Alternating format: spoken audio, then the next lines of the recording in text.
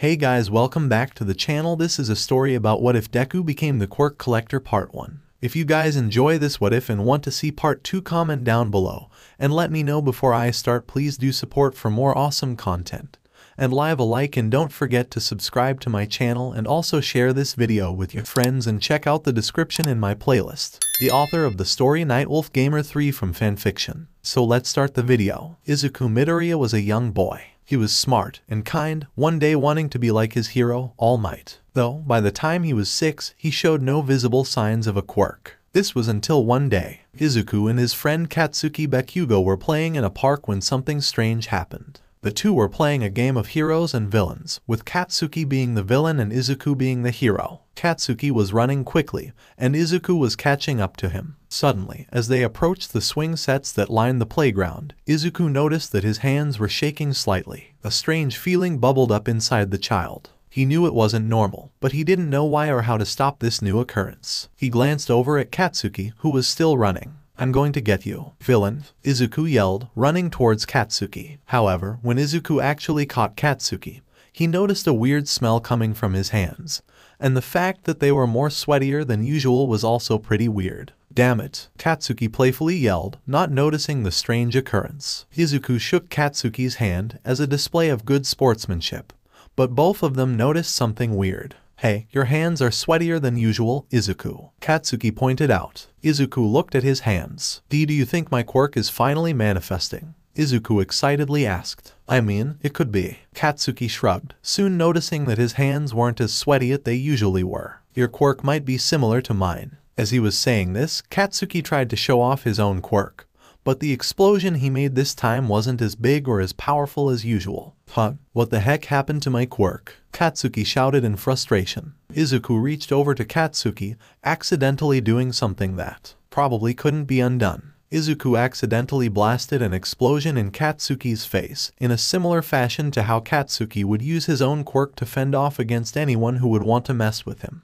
Only this blast was 36 times more powerful than what Katsuki could do, and this blast injured Katsuki quite a bit. Without a second thought, Izuku went to get both 𝐒𝐭 and Mitsuki, who were nearby, but not paying too much attention on the boys. Before either of them could react to Izuku's urgency, Izuku started crying. "Mom, I hurt Kaken. He's hurt really bad," Izuku cried, pointing at Katsuki, who was lying there on the ground. Soon, Mitsuki had called an ambulance, worried for her son. "I'm sorry, Kaken," Izuku quietly told Katsuki, putting his own hand on his friend's head. When Izuku got home that night, he immediately went straight to bed, refusing dinner. He wanted nothing more than to forget about today's events. Unfortunately, sleep wouldn't come easily that night. A few days later, however, Izuku decided to go to the hospital to see how Katsuki was. Katsuki seemed okay at first glance. His skin wasn't burned, so Izuku assumed that the blast didn't injure too much. "How are you feeling?" Izuku asked, sitting down next to Katsuki. "Like shit," Katsuki replied bluntly. "Oh, well, I'm glad you're okay," Izuku said, smiling. "Yeah, whatever." Katsuki rolled his eyes. "So are you just here to visit, or?" "My mother thought it would be good to get my quirk checked out, so while I was waiting for the doctor, I thought I should come visit to see if you're okay," Izuku replied. "Well, thanks," Katsuki replied. A few minutes after the short visit, Izuku and his mother were called into the doctor's office. "So what exactly happened when your quirk manifested?" the doctor asked Izuku. I'm playing heroes and villains with my friend, and I felt a weird feeling inside of me, and I touched my friend and he tried to show off his quirk, but he couldn't get it to work. So I tried to reach out to him and then I accidentally blasted him in the face with his own quirk," Izuku nervously explained. The doctor ran a few tests, like asking what happened the day after that, and if he still had the quirk. After all of the tests were complete, the doctor had come up with a theory. "It seems that your son here has an emitter-type quirk that allows him to steal the power of other people's quirks while giving the original user a weaker version of their own quirk," the doctor explained. "What does this quirk mean for him? Will he have any trouble controlling it in the future?" 𝐒𝐭 questioned. "Not at all. It shouldn't cause any issues. But in case he does have any issues in the future, I just want to run one more test on your son,"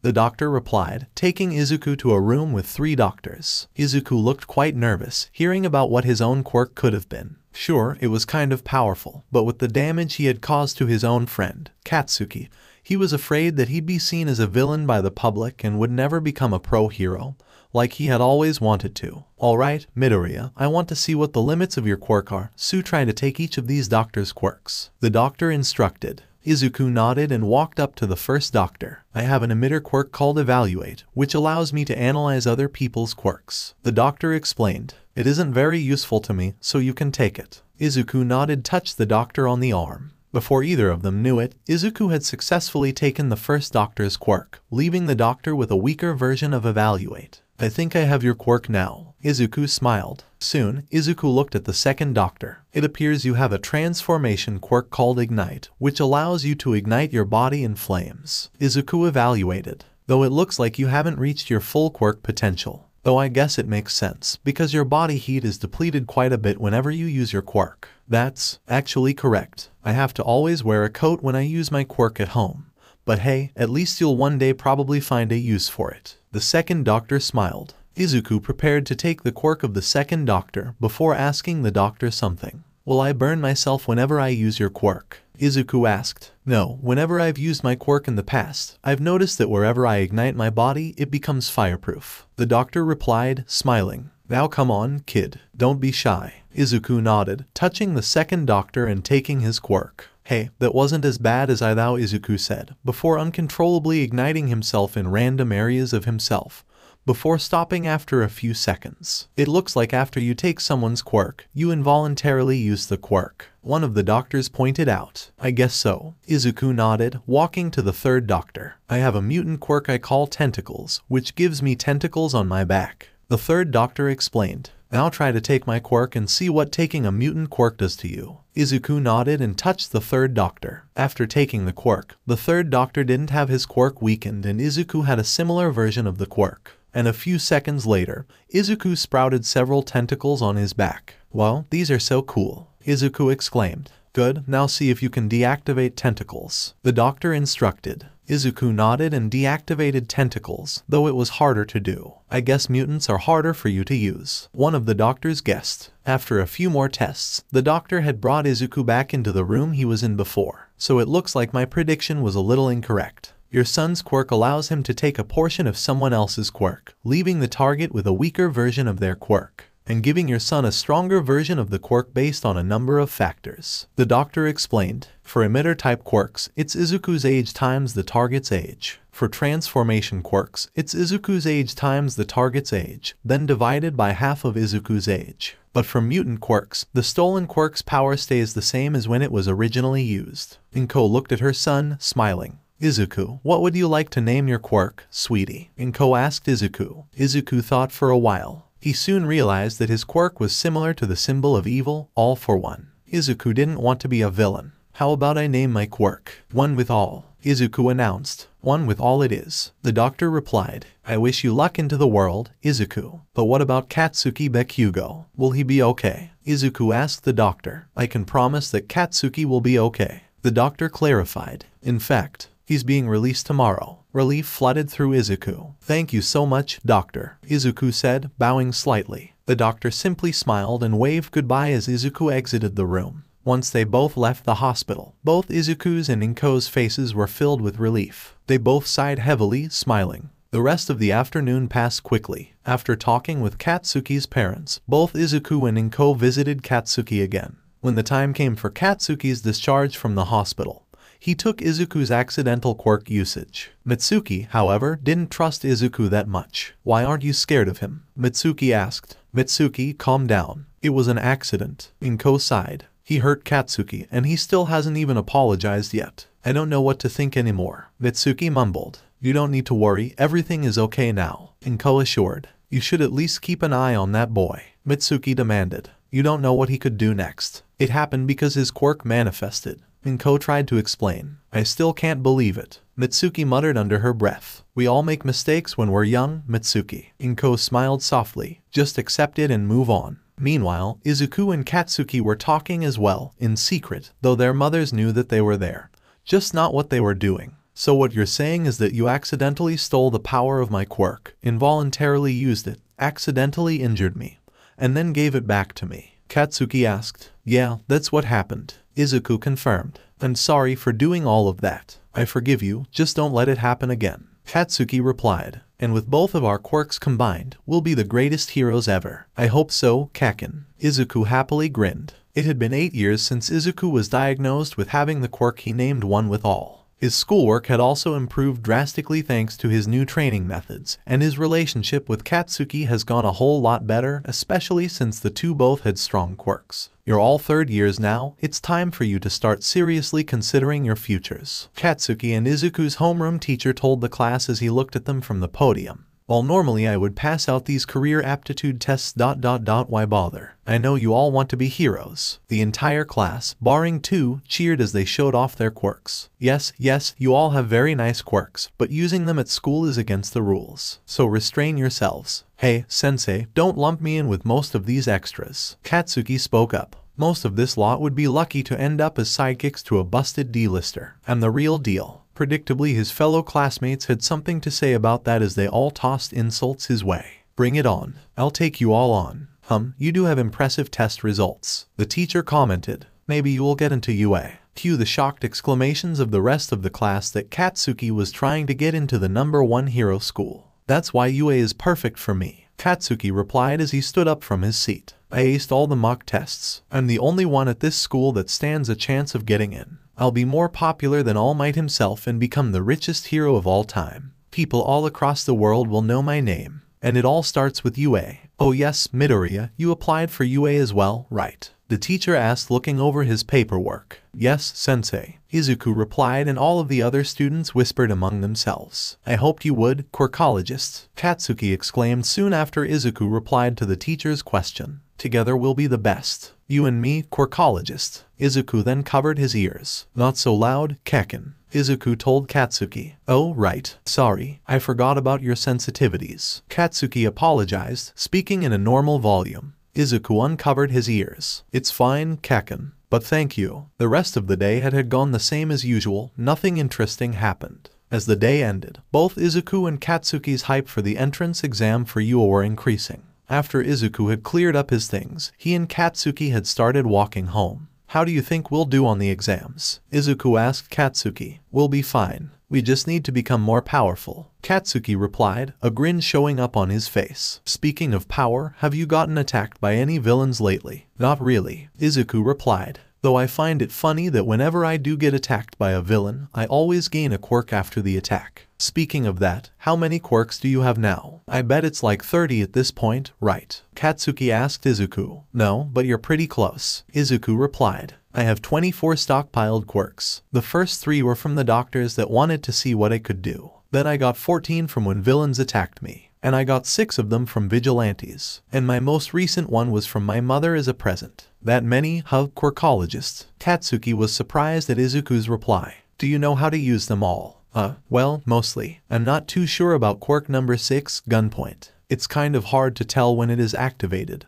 But it does give me better aim, so at least that's not too much of a handicap. And I also don't know much about quirk number 17, gummy body. Though I know that it's a mutant type quirk and it gives me a rubbery body, but mutant types are harder for me to use, so it makes sense. I just hope I'll be able to make a use out of it and make the vigilante that gave it to me proud. Izuku infodumped. Yeah. Katsuki rolled his eyes. Anyways, I bet your mom knows about all those quirks of yours, doesn't she? Well, she may know some. She doesn't know all of them, but she knows enough of my quirks, Izuku responded. As the duo's conversation continued, neither of them noticed a sludgy villain standing right behind them. Before either of them had any time to react, the villain had jumped onto Katsuki, slowly consuming him. Izuku, help me, Katsuki exclaimed as Izuku just stood there in fear. What quirk do I use? Ice Blade. Ignite. Tentacles. Izuku pondered. I don't care what you do. Just do it, Katsuki yelled. Don't worry, I'm just hijacking your body. Calm down. It'll only hurt for about 45 seconds.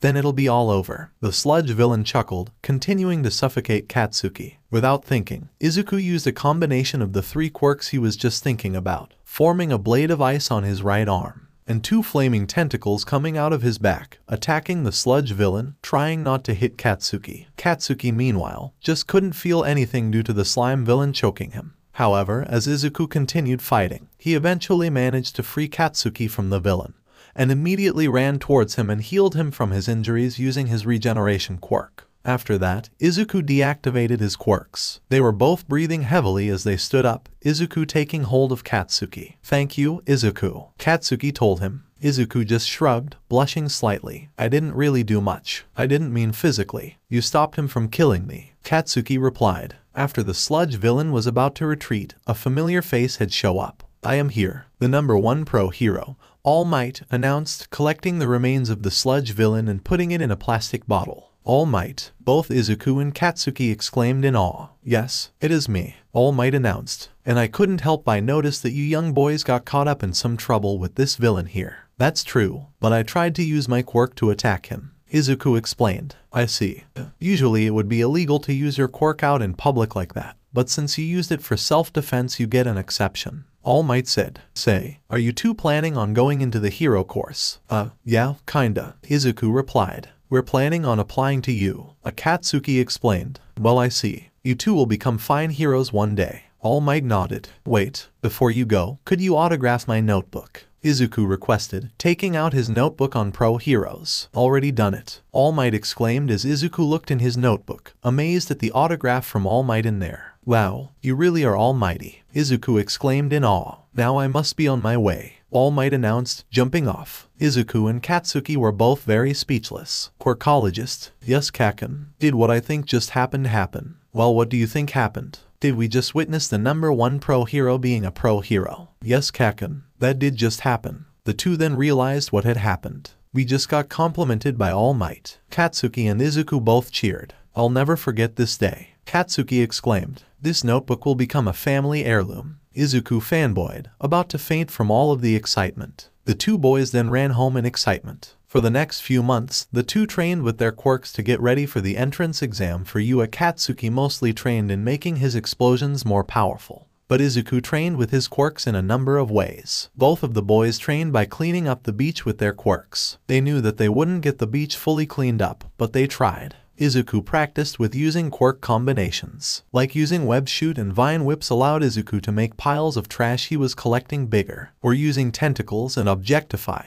Izuku managed to turn big piles of trench into smaller ones. Though as a dedication to his mother, Izuku mostly practiced with attraction of small objects, aka his mother's quirk, furthering the pulling distance and making the pull stronger. Katsuki mostly worked through his quirk. Using explosion to break through walls helped increase his strength while doing so, which made him more useful than his explosion ability. He also learned how to make his attacks stronger without destroying the structure of the building. He also learned to control it as much as possible and avoid breaking any windows in the house. His main focus was mainly on getting stronger in regards to endurance and speed. So far, he was having lots of success with the training. And thanks to this training, he's been improving even more each passing month as well as his combat skills. It wasn't that long ago that Izuku was still working on figuring out how to control all of his quirks. But now, with his new knowledge, he's been trying to figure things out faster. With his new knowledge, he's also been working on mastering the art of using his quirk on multiple people without affecting himself. Though in order to achieve this goal, he still needs to practice controlling his quirk on a larger scale, meaning that, with his growing understanding on controlling his quirks, he has been able to control multiple people at once without worrying about himself or others. And with this, he's been able to successfully fight against his own limits and surpass them, achieving a level of control where he can actually defeat a stronger opponent without causing harm to himself. Overall, Izuku's been working steadily,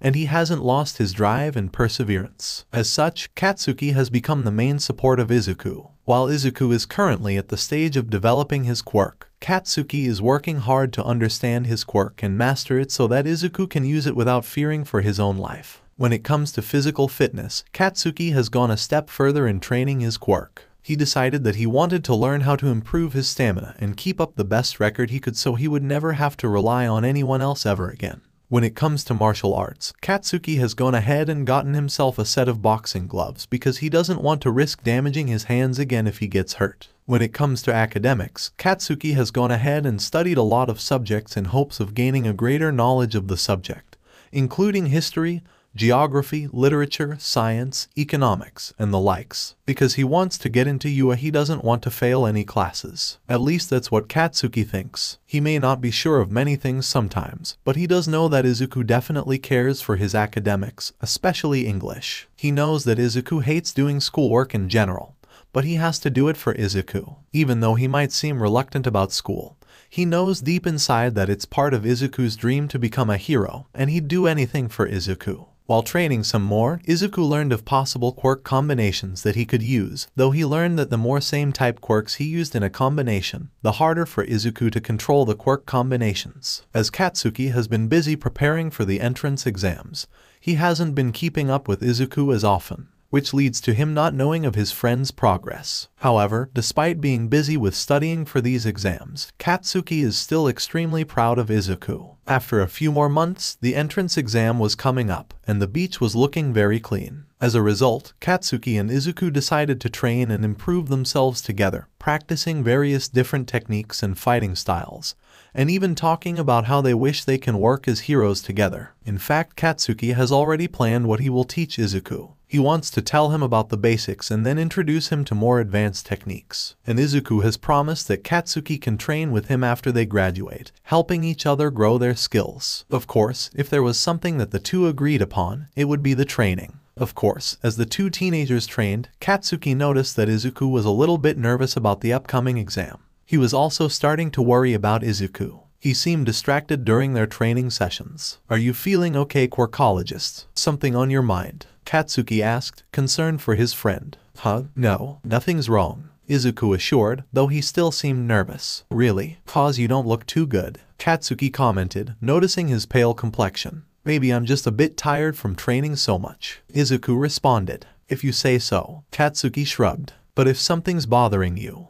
"I know, Kaken," Izuku sighed, rubbing his forehead. A few weeks later, it was finally the day of the UA entrance exam. Izuku and Katsuki were pumped. That day, they did a brief training session before heading to UA. "I am so excited for today," Izuku exclaimed. "Oh man, I've been training so much lately." "Yeah, me too," Katsuki said with a smile. "I'm sure you'll get top score." "Yeah," Izuku smiled back. "Let's head over now. We should arrive early for the entrance exam," Izuku exclaimed. The two headed over to UA, hoping to arrive a tad bit earlier than most students. "I am ready for Thigh," Izuku exclaimed, before tripping on the ground. It wasn't long until Izuku was saved by a girl using her quirk on him. "Oh, sorry, I should have asked before using my quirk on you," the girl apologized. "It's okay, it's bad luck to fall on an important day like this," Izuku pointed out. "True, I'm sorry," she replied, apologizing again. Just then the bell rang. "Hey, quirkologist, are you coming?" Katsuki yelled out to Izuku. "Oh yeah, coming,"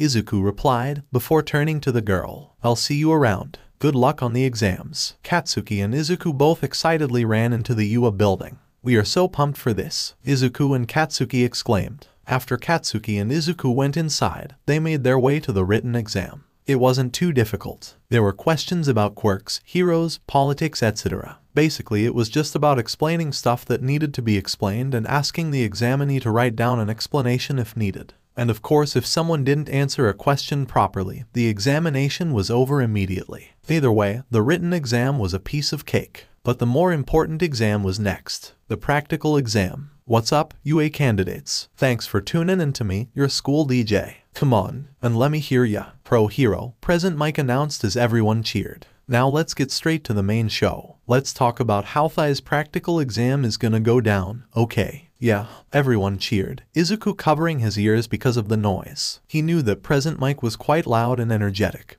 but he didn't realize just how loud and energetic he was. "Oh great, quirkologist, you okay?" Katsuki asked Izuku. "Why yeah, just a bit noisy," Izuku replied. Back when Izuku was 8, he had a pair of noise-canceling headphones with him anytime it was too loud for him. He used them up until he was 11, which was when he started to get mocked for wearing them, so he stopped wearing them. At 11 years old, it wasn't too late for him to start wearing them again, though. Even so, he felt that he wouldn't get bullied without them. Like your application said, today you rockin' boys and girls will be out there conducting 10-minute mock battles in super hip urban settings. Gird your loins, my friends. After I drop the mic here, you'll head to your specified battle center. Sound good? Present Mike explained. "Well damn it, they're splitting us up so we can't work with any of our friends," Katsuki pointed out, whispering to Izuku. "Yeah, you're right. Our examinee numbers are one after the other, but we're assigned to different battle centers," Izuku whispered. "Looks like we'll have to work hard by ourselves." "Well, you can't always rely on you allies to get the job done." Katsuki gave some advice to Izuku. I'll remember that, 𝐻𝐿. Izuku nodded. Good luck with the exam. As everyone parted ways, surprised at the large mock city that 𝐂𝐬 called a training site. The fact that 𝐂𝐬 had multiple sites like this one was amazing. Start. President Mike called out loudly from where he stood on a platform at the top of a tower, his voice reaching out across the large testing grounds into all the various groups of applicants. Everybody in Izuku's testing group froze up for a moment at the sudden start. What are you waiting for? There are no countdowns in real life. Run, go, go, go. With that, Izuku and the rest of the examinees dashed forward into the large mock cityscape. Izuku ran slightly off course from the main group of students and found his first target quickly, a one-pointer according to the paper they'd gone over. Target acquired. Eliminate. The machine intoned, and Izuku couldn't help but grin as it moved towards him. Izuku prepared himself for his attack. Gunpoint plus Jelly Surprise plus Heart Bomb plus Vine Whips. Izuku formed 2 thorny vine whips on his arms that were pulsing with Izuku's heavy heartbeat on his back. Izuku then used Gunpoint to perfectly aim at the one-pointer's feet, and then shot Jelly Surprise at it, trapping it in place. Izuku then used Heart Bomb on his feet and jumped up to the face of the one-pointer, and Vine whipped it in the face using his Heart Bomb-enhanced Vine Whips, destroying it. Izuku had done this some more times, finding some 2-pointers and taking them out by using a combination of attraction of small objects, objectify, tentacles, and ignite. Izuku formed several tentacles on his back, using attraction of small objects through the tentacles, taking out chunks of the 2-pointers and then using objectify to turn them into big metal spheres, and used ignite through the tentacles to set the spheres on fire, eventually taking the 2-pointers out. Izuku realized that this technique was quite efficient and effective, so he kept the combination turned on. Meanwhile, the teachers watching the exam play out were talking about Izuku. "What's that guy's quirk?" a teacher wondered, pointing to Izuku. "I initially thought that kid had some sort of trapping quirk, but clearly I must be mistaken." Another teacher replied, "Why, you don't think he's related to him, do you?" Another teacher wondered with an expression of fear on his face. "Calm down, Toshinori, you don't know for sure that he's his son," a teacher in a sleeping bag said. "Though it does look like the kid has some sort of copying quirk." "What's his name, anyways?" a female teacher asked. According to the files of all the students in the exam, his name is Izuku Midoriya, the principal answered, sipping on some tea. Back with Izuku, he had destroyed several robots, getting around 35 points. Though he still needed more points, so he looked around for more robots to destroy, only to find that there weren't many left. Time's running out, there's gotta be some more, Izuku thought to himself, his train of thought being halted by the sounds of people running and screaming.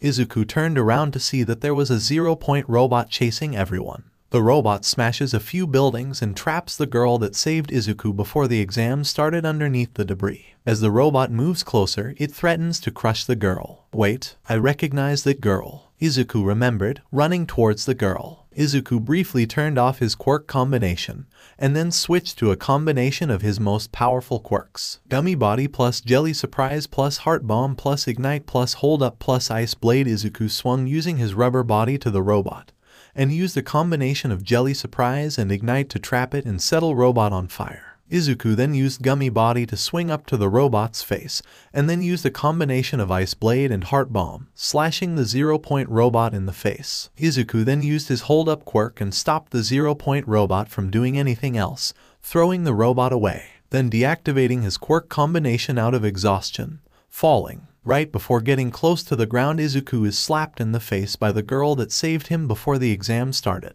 "Thank you," Izuku said with a sigh. "Nice of you to save my life. You wouldn't have been fine if I hadn't helped you," the girl exclaimed happily. Just then, Izuku fainted because of exhaustion. After Izuku had fainted, he got taken by the nurse and she fixed everything he was hit with and then placed him in Recovery Girl's office to rest. Izuku had stayed unconscious while Recovery Girl took care of him. When he awoke, he was sat on the bed in Recovery Girl's office. The girl that helped Izuku before the exam was sitting at the side, talking to her friend and laughing at something the latter said. But when she noticed that Izuku woke up, she smiled at him and waved, standing up. "Welcome back, Midoriya," Recovery Girl said, walking into the room with a medical kit. "How do you feel, dear?"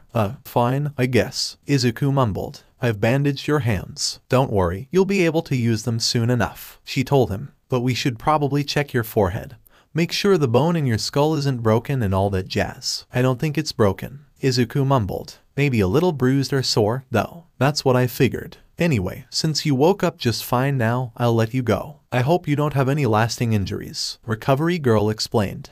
Thanks, Izuku asked. Izuku then walked out of UA, with Katsuki waiting for him outside. What happened to you, quirkologist? I've been waiting out for ages. Katsuki asked Izuku. I used too many quirks at once and then I fainted. Izuku explained. Katsuki smirked. And here I thought you would want to stay longer in a combat training environment. He teased. I did stay longer than expected, but I'm pretty tired already. Izuku yawned. I think I'll just head home and catch up on my sleep. Whatever, Katsuki said dismissively. Let's just go home already. Izuku nodded and followed his childhood friend home. On the way home, Izuku went straight into his room and laid down on his bed, closing his eyes and drifting off to sleep. After a nerve-wracking few weeks of waiting for the results of the exams to be announced, the results came out the very next day. Izuku and Katsuki both agreed to open their letters at Katsuki's house. Both boys were excited, knowing that they would get answers to some questions regarding their future hero careers. Katsuki opened his letter first. It contained a hologram projector with a pre-recorded message on it. Katsuki Bakugo, you passed the written test, scoring a 95% overall. Principal Nezu announced. As for the practical exam, you scored a total of 100 points. Congratulations, you have been accepted into UA. Oh hell yeah.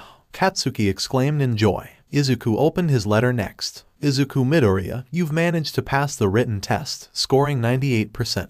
Principal Nezu announced. That's 3% over me. Katsuki interrupted. As for the practical exam, you scored 35 combat points. Principal Nezu announced. As for the rest of your points, due to your heroic rescue of 𝐒𝐻𝐸𝐽𝐻𝐸𝐻𝐸𝐻𝐸𝐻, you've also scored 75 rescue points. Overall, you've scored 110 points. That's the highest out of all of the attendees. We'll be glad to have you here, Midoriya. Both Izuku and Katsuki were grinning as they put down their letters and high-fived each other. It didn't take long for them to start crying happy tears and hugging each other tightly. After they calmed down, they sat opposite each other in their living room on the floor facing each other. I can't believe it. Izuku screamed with joy. It's true, Katsuki shouted as he began jumping up and down. This means we'll be going to UA together now, and we're gonna become heroes together. Katsuki's words made Izuku burst out into hysterical laughter, making them both laugh hysterically on the floor, crying and hugging one another as hard as they could. Once they had calmed down, they stood up and embraced each other again, smiling brightly. We'll both become pro heroes someday,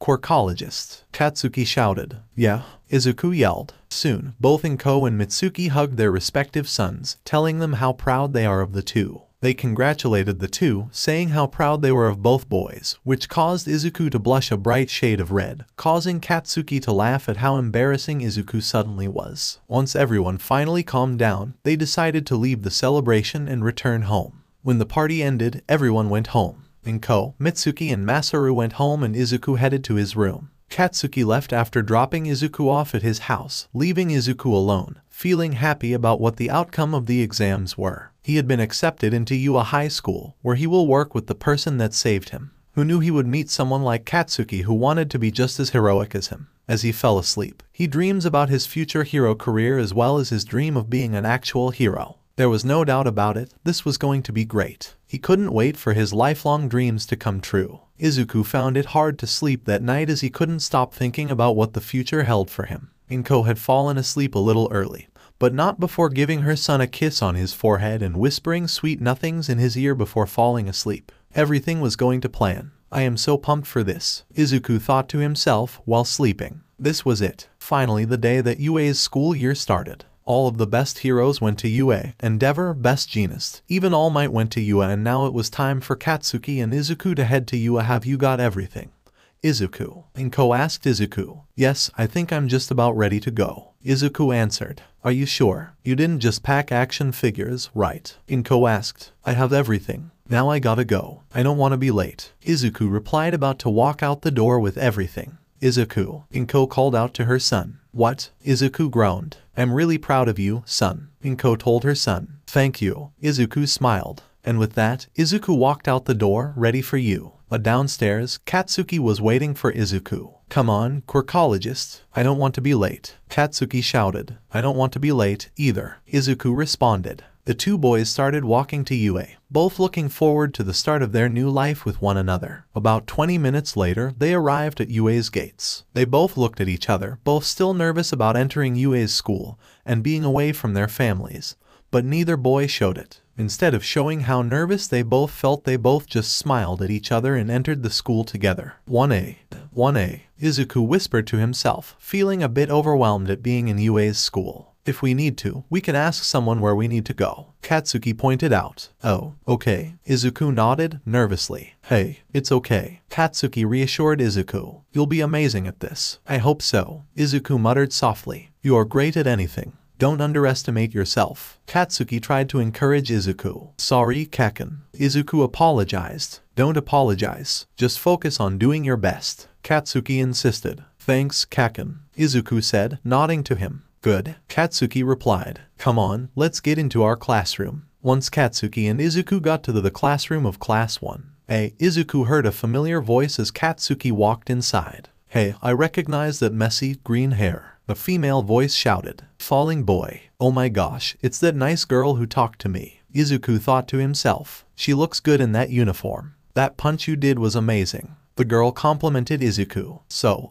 I should probably be thanking you saving me during the entrance exam. Oh, no need to thank me, it's what a pro hero would do. Izuku replied. I'm Izuku Midoriya, by the way. I'm Ochako Uraraka. Ochako introduced herself. What do you think we're doing today besides orientation? I wonder what our teachers are like. I can't wait to meet everybody. If you're just here to make friends, then you can pack up your stuff now. Another voice had spoken up, startling Izuku and Ochako. Welcome to UAS Hero Course. The voice was coming from 1A's homeroom teacher, Shota Aizawa. He is a slender and tall, pale-skinned man with messy, shoulder-length black hair that partially hangs in front of his face and half-opened black eyes. He sports a baggy black outfit that consists of a long-sleeved shirt and matching pants that tuck into his boots. He also wears a utility belt and his signature wrap scarf at all times. After the class had stopped muttering to themselves, Aizawa spoke up again. It took 8 seconds before you all shut up. That's not gonna work. Time is precious. Aizawa scolded. Rational students would understand that. Who is this guy? He must be some sort of pro hero. Izuku thought to himself. But if he's here then. By the way, I'm your homeroom teacher, Shota Aizawa. Aizawa introduced himself. Though if you were wondering why I was late, then that's none of your business. Flashback.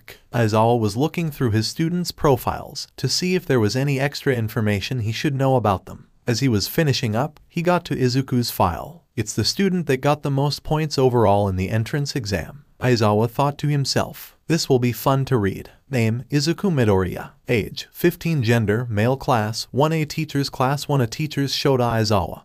Homeroom teacher, Toshinori Yagi. Foundational Hero Studies teacher, Ectoplasm. Mathematics teacher, Hisashi Yamada. English teacher, Medical History, Allergies. None known disorders, Autism. Post-traumatic stress disorder. Additional note. When Midoriya was a young age, he was constantly attacked by villains. So anything reminding him of those events will trigger his PTSD. Symptoms include being frozen with fear, curling up into a ball, blanking out, and unintentional quirk usage. Please be aware that because of his trauma, handling villains is a hard subject for Midoriya, so feel free to send him out of the room if things are getting out of hand. How interesting, Aizawa mumbled to himself. Not only does he have PTSD, he has autism as well. Then, something clicked inside of Aizawa. If he gets involved with his classmates, he may experience some emotional stress as well. Maybe I should talk to him. Aizawa thought to himself. I'll have to do that later. I've only got 2 more files to read and then I have to get to teaching my class. End of flashback. Aizawa then passed out PE clothes to the entire class. Put these on and meet me outside. Aizawa instructed. You have 5 minutes. Outside, the class waited for their teacher's instructions. UAS course doesn't follow the normal academic path. Aizawa explained.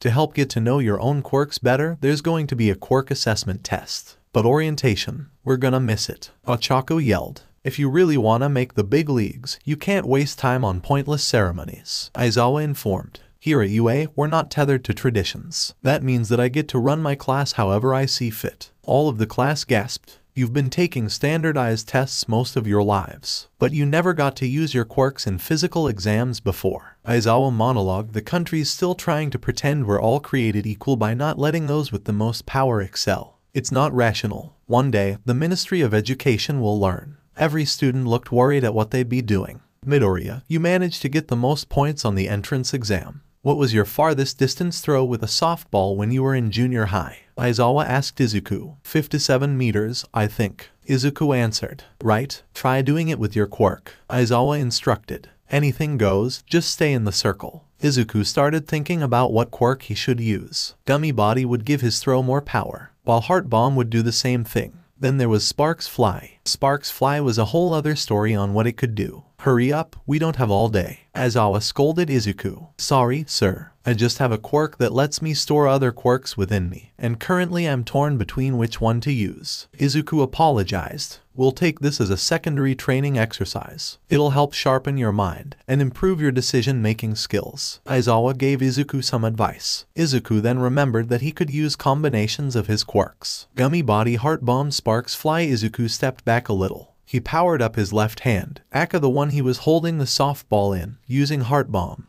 and then threw it using Gummy Body and used Sparks Fly to keep its momentum up. 750 meters. That's impressive, Aizawa pointed out. All of you need to know your maximum capabilities. It's the most rational way of figuring out your potential as a pro hero. I wanna go. That looks like fun. One student yelled out, excited. This is what I'm talking about, using our quirks as much as we want. Another student yelled. So this looks fun, huh? Aizawa then looked annoyed. You have 3 years here to become a hero. You think it's all gonna be games and playtime? No, sir. Most of the class groaned. Today you'll compete in 8 physical tests to gauge your potential. Aizawa explained. Whoever comes in last has none, and will be expelled immediately. The entire class gasped. But that isn't fair. We got accepted into this school fair and square. Ochako retaliated. Oh really? Well, do you know what else isn't fair? Natural disasters, villain attacks, catastrophic events that can wipe out entire cities. Aizawa scolded. Life is full of unfairness. It's a hero's job to prevent that unfairness. Now don't forget, go beyond. Plus ultra style. Everyone then nodded, agreeing with Aizawa. Don't make me regret this. Aizawa gritted his teeth together. Now that you know what you're in for, let the test begin. The first test was a 50-meter dash. Izuku watched as the boy with the legs that looked like engines and the girl with frog-like features took their places at the starting line. He was interested in seeing how his classmates did and what all of their quirks were, though he could tell at a glance that both of them had mutant-type quirks. Their times were impressive though. The engine leg guy clocked in at just over 3 seconds and the frog girl at about 5.5 seconds. Watching his classmates run,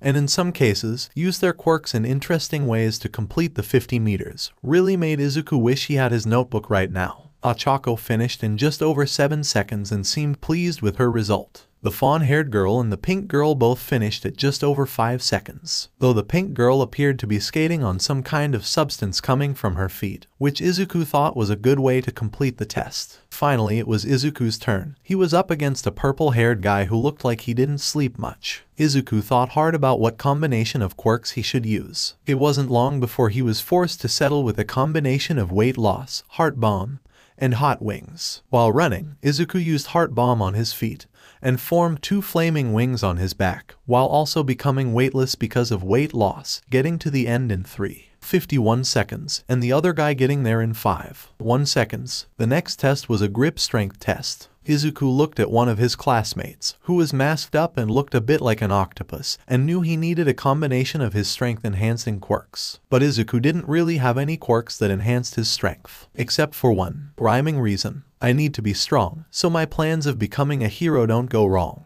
Izuku whispered to himself, going up to the grip strength tester thing. Rhyming reason boosted Izuku a significant amount. Not as much as the octopus guy's current strength, but it was pretty impressive. Taking the test, Izuku scored 342.16 kilograms, which wasn't much, but then felt proud of himself after seeing some of the other participants' scores, particularly the guy he faced off against in the 50-meter dash. He had seemed to be using his quirk, but by the looks of it, it was hurting him. Izuku wanted to know what the guy's quirk was, so he used Evaluate on the guy. By the looks of things, he has 2 quirks, one called Brainwash and the other called One for All. Izuku thought to himself. Brainwash allows him to mind control anyone who replied to him in a conversation, and One for All allows him to stockpile an enormous amount of raw power, allowing him to significantly enhance all of his physical abilities to a superhuman level. though it clearly has a strain on his body. And I'm also getting readings of other quirks, though the readings of those are very fuzzy. I knew I should have gotten my notebook. Looks like I'll have to remember his quirks until I can get to it. The next test was a standing long jump. While Izuku was waiting for his turn, he was reading the 2 quirk guys. One for all quirk. Black Whip allows him to generate tendrils of black energy from his body that are good for capturing opponents. Danger Sense allows him to detect threats in the surrounding area. Float allows him to suspend himself in mid-air, granting him flight. Izuku evaluated, thinking to himself. Smokescreen allows him to generate a thick cloud of smoke from his body. Fajin allows him to build up kinetic energy and expel it. Gear Shift allows him to change the speed and/or velocity of any target he touches, including himself. This allows him to greatly accelerate his own speed and/or the velocity of his target, and enhance the impact force of his own strikes. Midoriya, you're up, Aizawa told Izuku, bringing him back to reality. Izuku nodded and walked up to where he was supposed to go. Izuku used a combination of Heart Bomb and Gummy Body and jumped across the sandpit. Once it was the one for all guy's turn, Izuku had noticed something. The guy couldn't control his own quirk.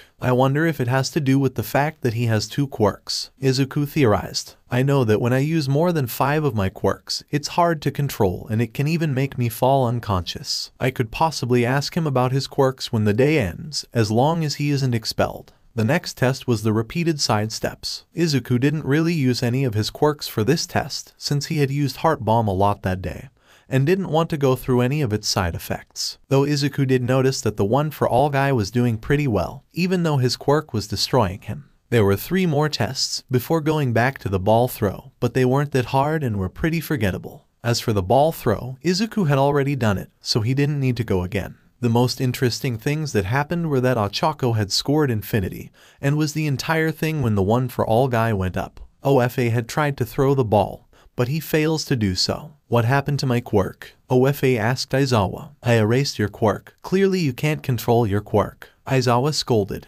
Then, Izuku realized who Aizawa really was. Oh my gosh, it's pro hero Eraserhead. Izuku fanboyed. Yeah, it's me. My quirk allows me to erase someone's quirk by just looking at them. Aizawa sighed, before looking back at OFA. So you erased my quirks. I mean, quirk. Only one. OFA guessed. Izuku didn't get why the OFA guy would lie about having only 1 quirk. If he had multiple quirks, why bother lying? Was it because if he said his quirk was only 1, they'd think less of him and maybe expel him? But if the OFA guy was able to hide his true identity and had been able to pass the practical exams, then maybe they wouldn't. Your quirk has a big drawback on you. Clearly you aren't fit to be a hero, Aizawa said to the OFA guy. If I was the one that was judging who made it into UA, you wouldn't be here right now. Your quirk makes you a liability in battle. But that's what quirk training is for. If I try my hardest and never stop training, I'll be able to stop injuring myself with my quirk and become a hero. OFA pleaded.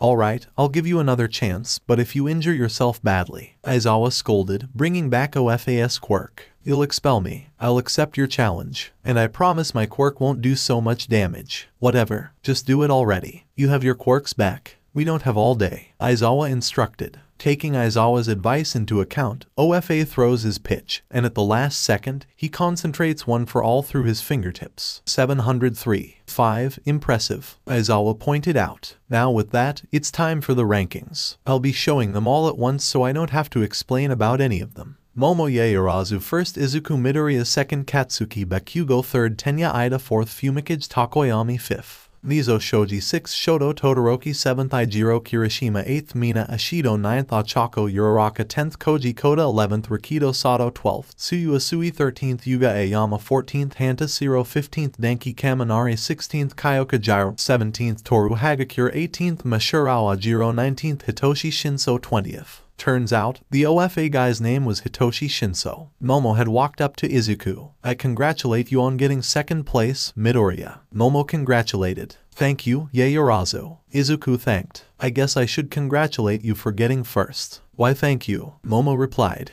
Hitoshi, however, looked very distraught. They said I couldn't do it. And they were right. Hitoshi mumbled to himself, looking like he was about to cry. It wasn't long before Aizawa spoke up again. I was lying, no one's going home. Aizawa laughed. That was just a rational deception to make sure you gave it your all in the tests. Almost everyone gasped. That's it, we're done for the day. Pick up a syllabus in the classroom. Read it over before tomorrow morning. Aizawa instructed. Midoriya, Shinso, I want to speak with you both. The rest of you, be good and eat your vegetables or whatever. Once the class left, Izuku and Hitoshi had met up in the classroom so Aizawa could speak to them. Shinso, you're first. Aizawa instructed. Shinso walked up to Aizawa. While Izuku was waiting, he used his 23rd quirk, radio signal, so he wouldn't get bored. Izuku listened to the latest news about villains, heroes' debuts, and so on. However, Izuku also worried about why Aizawa wanted to talk to him. Could it be that Aizawa was going to congratulate him for getting second? No, maybe he got expelled for something. He was surprised when he saw how serious Aizawa looked. Then again, he didn't really trust anyone else's judgment of people. After what felt like hours, Aizawa spoke. Midoriya, you're up. Aizawa told Izuku. Izuku turned off his quirk and walked up to Aizawa. So, Midoriya, I just wanted to talk to you about your PTSD. Aizawa said to Izuku in a sympathetic way. I think you need some help getting over it. Izuku stared at Aizawa in shock. He hadn't expected that, and thought that Aizawa was just talking about his quirk issues. Are you alright? Aizawa questioned. Yes, of course. Izuku quickly answered. Is there anything I can do to help? Izuku didn't know whether to answer truthfully and risk making Aizawa worry about him, or lie and tell him there were nothing he could do. In his mind, he wanted to go along with Aizawa's idea that he needed help. After all, Aizawa knew so much more about the problem than he did. If Aizawa offered him any type of therapy, then maybe he could start feeling better. However, he didn't want to admit that he might not feel better if he told Aizawa about it. There is a possibility I might have problems getting better, but it's possible that the help I need wouldn't come until I've healed from my experiences with those villains I've faced all those years ago. Izuku told Aizawa. Also, please don't mention my PTSD to anyone. Aizawa nodded his head. Even if Izuku didn't ask, he still felt that he knew what his reaction would have been. I understand, but remember that I'm here for you if anything happens. I will do everything I can to help you, Aizawa assured. I'm going to consult your mother about the situation as well, so she can give her say in it. Thank you, Aizawa. Izuku bowed his head. Good luck, Midoriya. Aizawa smiled as Izuku walked away. Once Izuku got outside, he noticed that Katsuki was waiting for him. Oh, Kaken, I thought you would have gotten home already. Izuku beamed. Nah, thought you could use the company. Katsuki smirked as they began their walk to Izuku's apartment. A little later, Katsuki had asked Izuku something. What did Eraserhead need to talk to you about? Katsuki asked. He wanted to talk to me about my PTSD, Izuku answered, and that there are people who can help me. But I know it won't work. Why not? Katsuki asked confused. That trauma, it follows me everywhere. Whenever I use my quirks, whenever someone ambushes me, even when someone says that they're going to do something really bad to me, it just takes me back to the trauma. Izuku trailed off. That's why I think it'll probably never work. So you're afraid of being treated differently because of it? Yeah, that's exactly what I mean. Well, that's stupid. They shouldn't treat you different. Katsuki snapped. They should respect that. It's a weakness. That means we've seen that you aren't weak and you don't need them treating you differently just cause of your trauma. Even if that's true, Kaken, it won't mean that the past hasn't happened. It'll mean that no matter what, it's still gonna affect me. How can I face others after that experience? Can you imagine the mental pain it'd inflict on me? Izuku cried. There's no point trying, and no point crying over spilt milk anyway. I already cried enough tears for myself to fill 2 entire puddles. No, that's not how it works. When your brain tells you things like that, you can't continue carrying this load around. You need to see a professional. Why yeah, I'll get around to that. One day, a few minutes went by before they arrived at Izuku's apartment. See you tomorrow at training, quirkologist. Katsuki called as he left. Bye, Kaken. Izuku waved. When he reached his apartment, Izuku collapsed on the couch. Once he calmed down, he grabbed an apple and sat up with his legs dangling over the edge of the sofa, his head resting on the armrest. After finishing the apple, Izuku laid back down onto the couch and pulled out the book that he had read earlier. After a chat with his mother during dinner, the sun was setting and Izuku fell asleep. This isn't going to be easy, Izuku thought to himself. I don't know if I can handle it. Izuku woke up at 4 a.m. to go to his morning run. He had made it through most of the route, but there were moments where he stopped to catch his breath or slow down. When Izuku had finally finished, he headed to the shower. After getting dressed and brushing his teeth, Izuku decided to try to get his thoughts together. What am I supposed to expect today? Izuku pondered. Maybe the same thing that you've always expected for the past year. More training, but it's going to be harder now. After a few hours passed and Izuku had gotten ready for UA, said goodbye to his mother, and walked to UA with Katsuki. The two had gotten to class a bit early. The only student being there besides the two was Ida. Midoriya, Bakugo, how lovely it is to see you, Tenya exclaimed, chopping the air. Soon Aizawa had walked into the room, surprised at Katsuki and Tenya's presence. Mr. Aizawa, I believe you are a little early, Tenya pointed out, chopping the air. Again, I am aware, Ida. I just want to talk with Midoriya outside for a moment, Aizawa explained, taking Izuku outside. Once outside, Aizawa closed the door behind them.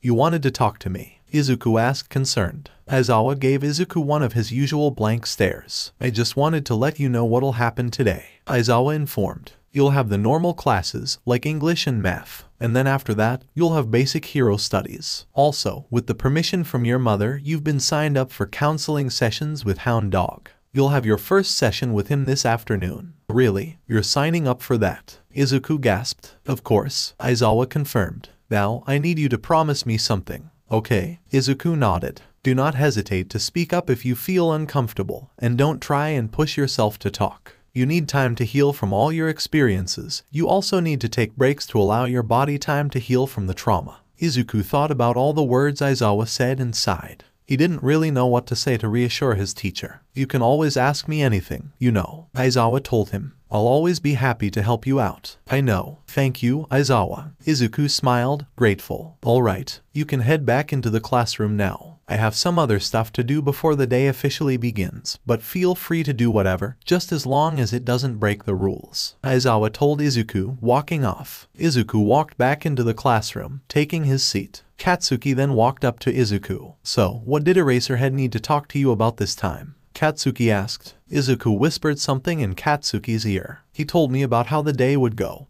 and that I'm going to be seeing Hound Dog this afternoon. Izuku whispered, not wanting Tenya to hear since it was none of his business. So, are you actually going to be seeing him or what? Katsuki asked, curious. I don't know. I'm still thinking about it. Izuku shrugged. But I think you're right. I should try talking to Hound Dog about what I've gone through. If I get scared and start panicking again or lose control of my emotions because of those flashbacks, then it could make things worse and I could hurt someone. Or worse, I might kill someone. That's fucking bullshit. That shit wasn't your fault. That was caused by something else. Katsuki scowled. If anything, it's the person who tried to kill you, not anyone else who has done nothing wrong. Katsuki, I'm serious. Izuku shook his head. Fuck. Look, I know that what you've been put through is traumatic, and you should have been treated for it, but you weren't. It's no one's fucking fault but whoever the fuck did it. Katsuki growled, anger clearly visible in his eyes as he continued. If anyone is allowed to blame anybody for your trauma, it shouldn't be you. You didn't deserve any of that shit. Now stop blaming yourself, okay? Katsuki was angry at the person that tried to hurt Izuku,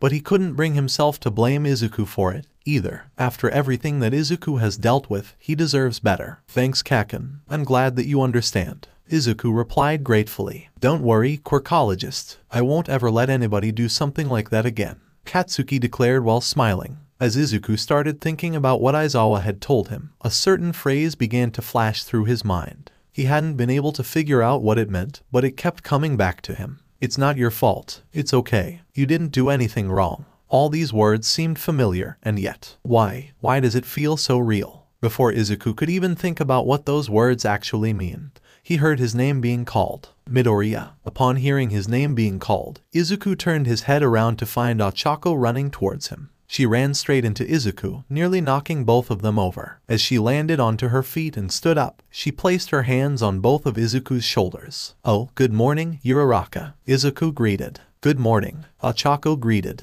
How are you feeling, Midoriya? Oh, fine, Izuku lied. And yourself? I'm alright, thank you. I was hoping we could talk sometime later though. Right now I have to tell you about something important, Ochako exclaimed. Oh, yeah, sure, Izuku agreed, unsure of what she was trying to say. About what? Well, I was wondering if you would like to come to lunch with us today. Ochako smiled. I'd love to, Izuku exclaimed, excited. Is everyone else going too? Yeah, Tsu, Ashido, Sato, and Kaminari. Ochako smiled, knowing that Izuku would enjoy being with the group more than by himself. And I'm also going to ask Ida if he'd like to join us too. Can I ask if Bakugo would like to join us? Izuku asked. Sure, if you want to. Ochako smiled. Okay, Izuku smiled. Thank you, Uraraka, for inviting me and asking. "No problem, Midoriya. See you later." 𝐒𝐭𝐳 waved and went to greet others in the class. After going through the normal classes, lunch came around. Izuku and Katsuki had met up with 𝗧𝗏. Together they had sat at a table with Tsuyu, Mina, Rikido, Denki, and Tenya. As lunch rush started preparing lunch, everyone talked amongst themselves and enjoyed their food, chatting happily with each other. The conversations were light, friendly,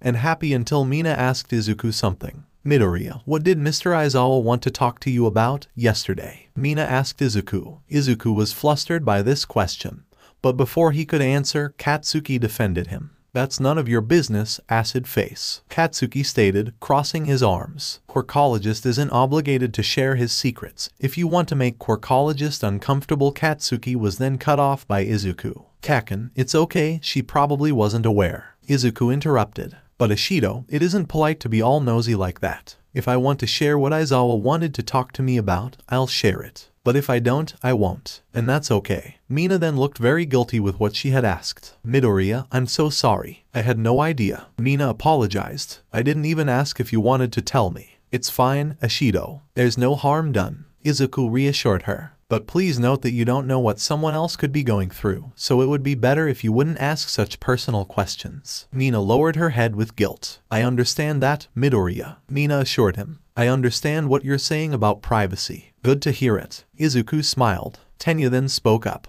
"Midoriya, I get what you're trying to say, but I noticed before homeroom, Aizawa-sensei wanted to speak with you, and when you came back into the classroom, Bakugo asked what he spoke with you about. But you didn't seem as flustered as you were with Ishido," Tenya pointed out. "Why is that?" "Well, Ida, it's because me and Kaken have been friends since we were really young, so I trust him with personal information like that," Izuku explained. "I see." Tenya nodded. "Though I do apologize if my question was personal in itself." "There's no need to apologize for a question like that, Ida," Izuku reassured his new friend. "In my opinion, the best way to figure out if a question is personal is if it has to do with something personal in regards to something that has happened to the person that you're asking the question to. For example, if I asked you what your quirk is and what you can do with it, that wouldn't be a personal question. But a question like, what a teacher had to talk to you about after class, would be a personal question." Denki then raised his hand. "But what if you don't know whether or not the question is personal to the person you're asking?" Denki asked Izuku. "Well, Kaminari, if you aren't sure, then you should start the question with, 'If it's okay for me to ask,' and then ask your question. And if the person finds the question personal, then they don't have to answer. But if they do answer and they don't find the question personal, then it's important to listen to the person's response," Izuku explained. "Now I have a question," Rikido said. "How should I respond if I'm ever asked a personal question?" "That's a hard question, Sato, but I think I might know," Izuku replied. "If the question is personal, but the person isn't aware of it, you can just tell them that the question is too personal for you. But if the person is aware, then you have the right to be offended and also correct them if they don't get why you're offended." "Does it also apply if the person is trying to pick on you?" Tsuyu asked. "It does, Asui," Izuku replied. "I'd prefer it if you called me Tsu," Tsuyu corrected. "Oh, sorry, Tsu," Izuku apologized. "As I was saying, you have no right to feel uncomfortable. And no person should try to take those rights away from you." 𝗧𝗏 smiled to herself because of how she could be making her own friend group. "You know, guys, I honestly wouldn't mind hanging out again."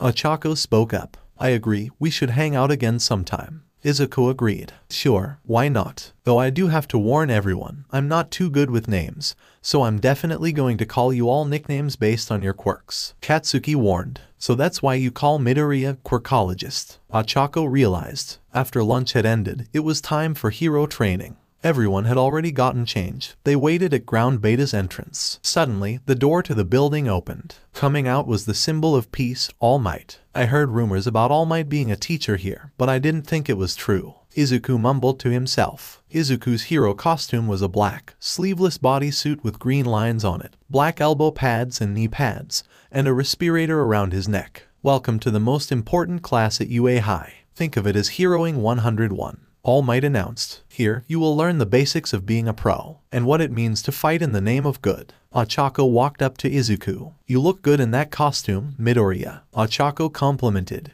"I should have been more specific about what I wanted." "Well, you look good in your costume either way," Izuku blushed, before noticing Katsuki, specifically his gauntlets that looked like grenades. Izuku had walked up to Katsuki. "Hey, Kaken, what are those gauntlets for?" Izuku asked. "Quirkologist, I'm gonna keep it simple with you. 5 words, it's a surprise, you'll see." Katsuki smirked. "Remember this, you won't always know what you're dealing with, but once you know, use that knowledge to your advantage." Izuku smiled at this response, not that he liked it when Katsuki kept secrets from him, but it was because he always loved it whenever Katsuki gave him advice. All Might cleared his throat to catch everyone's attention. "Alright, you're all ready now, so let's begin," All Might declared. "Most of the villain fights you see on the news take place outside. However, statistically speaking, run-ins with the most dastardly evildoers take place indoors. Think about it. Backroom deals, home invasions, secret underground lairs. Truly intelligent criminals stay hidden in the shadows. For this training exercise, you'll be split into teams of good guys and bad guys and fight 2-on-2 indoor battles. But remember, you can't just punch a robot this time. You're dealing with actual people now. Remember, go beyond." Plus Ultra Style. The entire class got exited, especially Hitoshi and Izuku. Hitoshi's hero costume is a short-sleeved black shirt, gray shoulder pads, fishnet arm sleeves, and fingerless gloves. His pants are also black, with purple rings around the bottom. The pairings were as followed: Izuku Midoriya and Ochako Uraraka Hitoshi Shinso, and Mizo Shoji Shoto Todoroki and Momoye Yarazu. Katsuki Bakugo and Tenya Ada Yuga Ayama and Mina Ashido Rikido Sato and Koji Koda Denki Kaminari and Kyokajiru 𝗵𝗃𝗄𝐄 Takoyami and Tsuyuasui Mashirao Ajiro and Toru Hagakura Jiro Kirishima and Hanta Siro. "Looks like we're together for this one, Midoriya." Ochako smiled. Izuku smiled to himself. This had been one of the reasons why he enjoyed spending time with his friends. He was lucky enough to spend almost every moment with them. As Izuku thought to himself, it seemed as though the others were thinking along the same line of thought. The situation is as follows: the villains are hiding a payload inside the building, and the heroes must secure it or defeat the villains within a time limit. The villains are granted victory if they successfully protect the payload or capture the heroes. All Might explained. First up, Team A is the heroes, and Team D is the villains. Soon, Team D was instructed to go inside of the building first. "So, this is what we're supposed to be protecting." Tenya pointed out the fake missile. "Looks like it," Katsuki said. "We're going to need a plan to make sure we don't let Midoriya and Uraraka near the missile." Tenya explained. "Midoriya said during lunch that you and him have known each other since you were young. How much do you know about his quirk?" "All I know is that he can steal the power of emitter and transformation quirks, and he can just straight up copy mutant quirks," Katsuki explained. "He also has at least 24 quirks already stockpiled." "I see. How much do you know about those quirks?" Tenya asked. "Not too much," Katsuki lied, in order to not reveal any personal information about Izuku. "That does make sense, since quirk usage without a license is illegal." Tenya nodded. "Alright, I think I have a plan." Katsuki smirked. Meanwhile, Izuku and Ochako were looking at a map of the building. "This building is so big, hopefully we don't get lost while trying to navigate this place," Ochako admitted, looking at the map in front of her. "Don't worry about it, Uraraka," Izuku assured, placing his hand over hers and giving it a gentle squeeze. "I've got your back. Let's just focus on getting to the bomb safely." Once the 5 minutes of preparation was up, Team A entered the building. Katsuki suddenly ambushes them, emerging from an adjoining corridor, ready to attack. Izuku froze, flashing back to the first time he was ambushed by one of the villains that tried to kidnap him. "Come on, kid. The League is waiting for you. You'll be better off coming with the League." "He's waiting, Izuku. You wouldn't want to disappoint anyone, Izuku. You're better off with us." With him. As soon as Katsuki could throw his first attack, Ochako pulled Izuku and herself out of the way. Soon, Izuku snapped back into reality. "It's only Kaken. It's only Kaken," Izuku continuously told himself. "Are you okay, Midoriya? You spaced out for a moment there," Ochako asked worriedly as she and Izuku started running. "Why yeah, I'm fine," Izuku lied. Izuku activated a combination of tentacles, hold up, and sparks fly. Izuku reached one of his tentacles and used hold up on Katsuki, keeping him in place, using sparks fly on himself and Katsuki, sending Katsuki flying in the opposite direction. "Uraraka, you go capture the missile. I'll keep fighting." Izuku planned out a strategy. Soon, Izuku deactivated all of the quirks he was using and charged at Katsuki. Well. If it isn't Izuku Midoriya, how nice of you to join us again today." Katsuki pretended. Izuku thought of another combination to use. Chameleon plus rock plates plus heart bomb. Izuku turned himself invisible, while also forming invisible rock plates on himself, while enhancing his jumps using Heart Bomb. Without Katsuki seeing him, Izuku had punched Katsuki in the face. "What the fuck?" Katsuki yelled in disbelief. "Now Kaken, let's talk some business." Izuku revealed himself as he punched Katsuki in the gut, leaving him breathless. Before Katsuki could recover his balance, Izuku had already kicked him in the stomach again. "Let's see what your gauntlets can do." Izuku smirked. "You really want to know what I can do, huh, quirkologist?" Katsuki smirked. "These gauntlets of mine allow me to build up sweat over time and shoot them out like a grenade." Izuku gasped. Katsuki smirked, using his explosive sweat on Izuku. Izuku then activated rock plates once more, protecting himself. "Why the hell am I fighting someone who uses sweat to build up sweat?" Izuku cried as he threw several punches towards Katsuki, managing to force him back. "And why would I tell you? Because I'm enjoying watching you squirm under my feet," Katsuki answered, dodging Izuku's attacks. Suddenly, Katsuki jumped behind Izuku and grabbed the boy by his waist before throwing him over his head, slamming him against a wall. Izuku groaned in pain as Katsuki lifted him up by his neck and slammed him down. Before Izuku could regain control of himself, a large explosion was fired from Katsuki's left side, exploding the floor. Katsuki stood over Izuku while still holding him hostage in the air. "I'm not done yet, Midoriya. I haven't even begun." Katsuki grinned. Izuku struggled desperately against Katsuki's grip, but in vain. Katsuki kept holding tight onto Izuku, causing his breathing to quicken, and blood began seeping through Izuku's fingers. Izuku then activated Ignite throughout his body, turning himself immune to Katsuki's attacks. Meanwhile, 𝐒𝐭𝐲 had made it to the room containing the missile, where Tenya was guarding it. Soon, Tenya noticed 𝐒𝐭𝐲. "Midoriya, I'm up at the missile, what do I do?" 𝐒𝐭𝐲 asked Izuku through her earpiece. "Try to buy yourself some time. I'll see what I can do from down here," Izuku instructed through his earpiece. "I'll try, but I can't hold him off for long," 𝐒𝐭𝐲 stated. 𝐒𝐭𝐲 had jumped in and waited for Izuku's move. "I knew you would come here alone the instant that Bakugo ran off by himself and engaged with Midoriya," Tenya pointed out. "Your quirk allows you to float anything that you touch, but I've prepared for that by hiding every object in this room so you have nothing to use against me. Do-gooder. My dastardly tricks have rendered you helpless. You've blundered, hero." Meanwhile, Izuku had punched the floor above him, using a combination of rock plates, Heart Bomb, and Ignite, destroying the floors above him, including the floor that 𝐒𝐿𝐴 and Tenya were on. "What did you do to the floor above us, Midoriya? What's happening?" 𝐒𝐿𝐴 panicked as soon as she heard explosions being released from below. "Don't worry about it, 𝐒𝐿𝐴. You can use your quirk now," Izuku exclaimed while using regeneration on himself, because he used a combination of more than 2 transformation quirks. 𝐒𝐿𝐴 had made a nearby pillar float and used it as a shield against Tenya's attacks. Caught in the onslaught of rubble, Tenya is unable to stop 𝐒𝐿𝐴 from using her quirk on herself again to jump the hole in the ground. Grabbing the weapon and securing the victory for 𝗵𝗲 walked back inside the room to find Katsuki lying on the ground and surrounded by debris. Tenya ran up to Katsuki and picked him up bridal style and ran outside. "So you two won?" Katsuki asked Izuku and 𝐒𝐿𝐴. The two of them nodded. "Well, good game, quirkologist. I hope my acting skills will help you with that thing. To be honest, your acting seemed kind of real," Izuku admitted. "Yeah,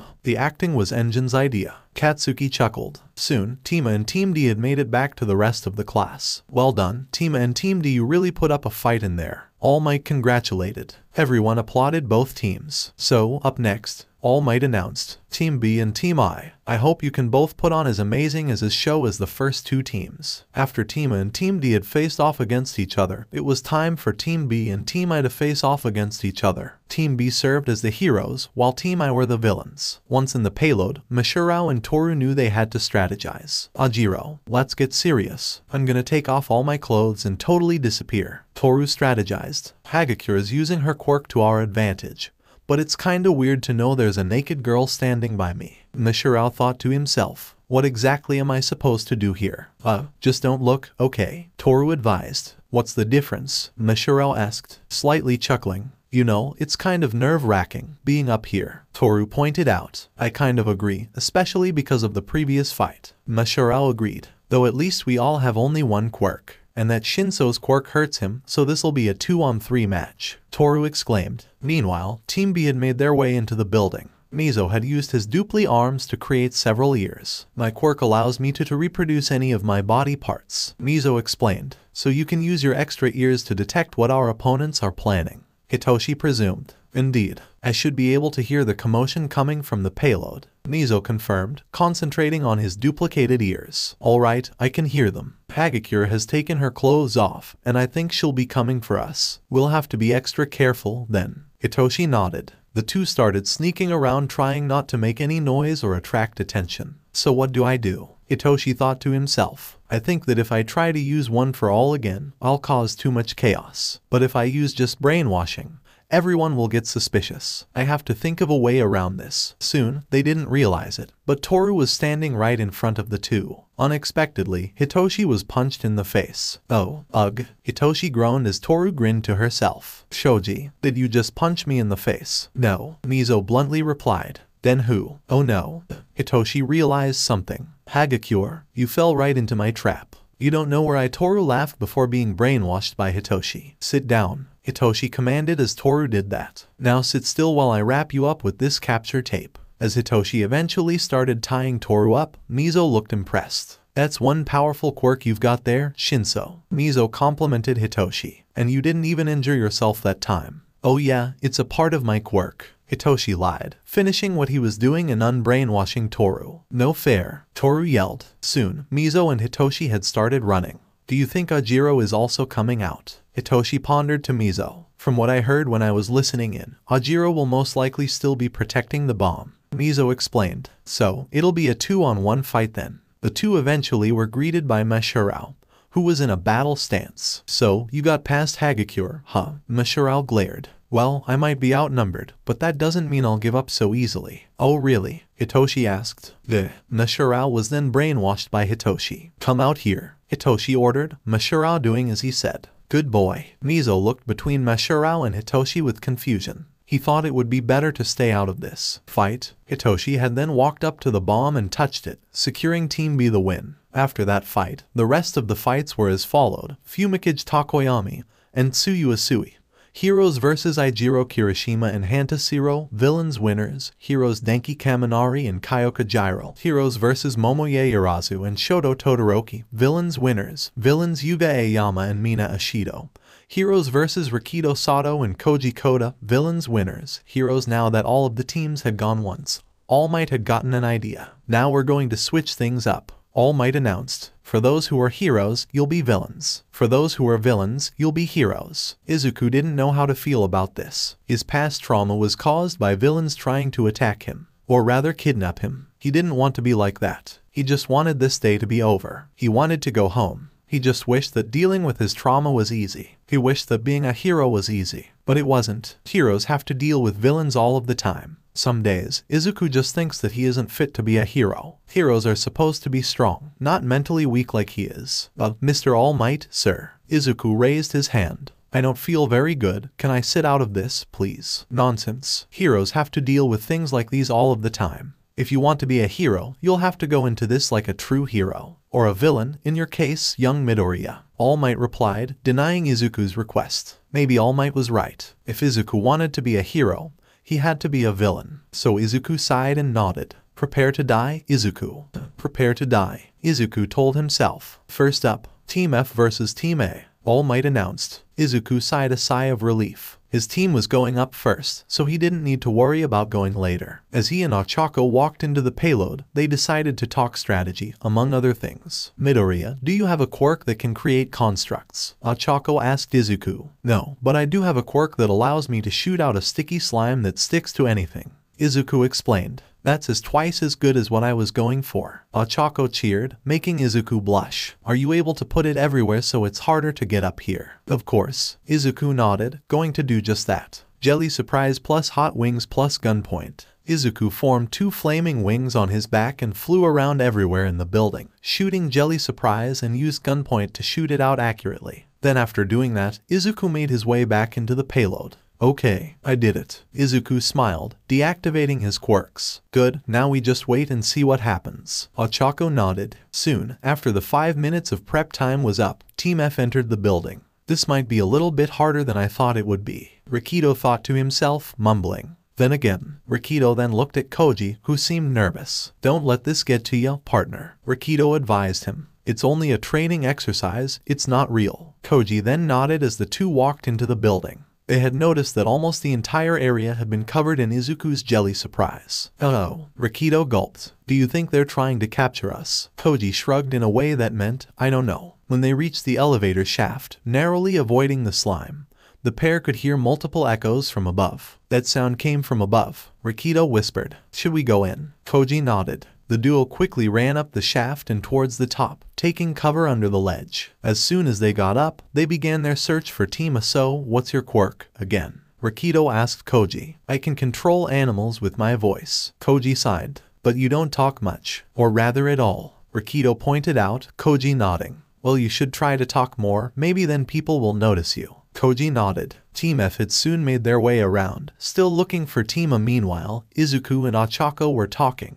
while protecting the bomb. "So how did you get all of your quirks?" 𝐒𝐴CHAKO asked Izuku, making him uncomfortable. "Let's just say that I got them from certain misadventures," Izuku replied, flustered. 𝐒𝐴CHAKO didn't realize that she accidentally brought up bad memories that he hadn't exactly spoken about yet. However, 𝐒𝐴CHAKO felt guilty about it, so she went with it, knowing that Izuku wouldn't have minded it. It wasn't long until 𝐒𝐴CHAKO heard something. "They must be this way, there's the most slime around here," a voice whisper yelled. It was hard to tell, but it was obviously 𝗧𝗃𝗀, since everyone knew by this point that Koji didn't speak. This made 𝐒𝐴CHAKO very nervous. She didn't know how long the jelly surprise would last. "So, what's the plan?" Izuku asked. 𝗒𝗃𝗀 stuttered, trying not to have a panic attack. "Just try to stay on guard, okay?" Izuku nodded. The two waited quietly for 𝗃𝗏's arrival. It had been a while since either one of the two had heard of 𝗃𝗏's whereabouts, so they assumed that they must have been trapped in Izuku's jelly surprise. Soon, before 𝗃𝗏 had a chance to come up with a plan, time was up. 𝗃𝗏 wins, All Might announced through the loudspeaker, after both 𝗃𝗏 and 𝗃𝗏 had eventually exited the building.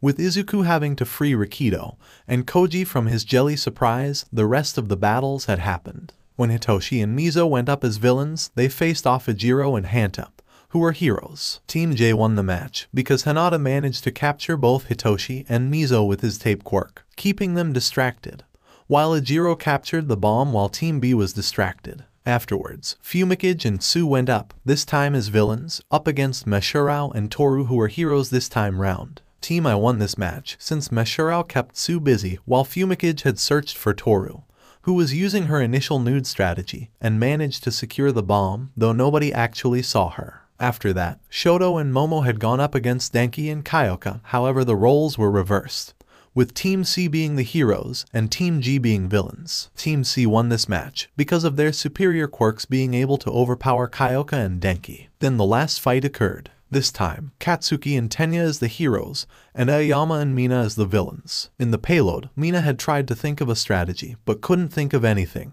"I have some doubts about our opponents," Mina admitted. "Our quirks aren't going to help us." "What makes you think that, Ishido?" Aoyama asked his teammate. "Well, our opponents seem more experienced and confident in their fighting style," Mina pointed out. "If we take too many risks and don't focus enough during the fights, then we'll end up hurt if we're taken advantage of." hummed in thought. "Well, in that case, let's concentrate on our offense." "Yes, let's take advantage of our opponent's weaknesses," Mina cheered. "Indeed." Aoyama nodded. Meanwhile, Katsuki and Tenya were standing right outside of the building. "So this is what it's like from the hero's perspective," Katsuki muttered. "We'll be able to take down Acid Face and Naval Laser, easy." Then, the match had started. Katsuki and Tenya ran into the building. Tenya followed Katsuki, who blasted himself ahead, though Tenya managed to keep up with him because of his engine legs. "What do you think their strategy is?" Tenya asked Katsuki. "I'm guessing they're going to use their quirks," Katsuki answered simply. Tenya nodded in agreement. Soon, the two had made it up to the payload, but they had noticed that neither of them looked very prepared. "Don't come any closer, or I'll dissolve you with my acid," Mina exclaimed, preparing to shoot out some of her acid. "Is this the extent to which this plan has gone?" Katsuki wondered, glaring at his opponents. He shot forward towards Mina, intending to destroy her acid.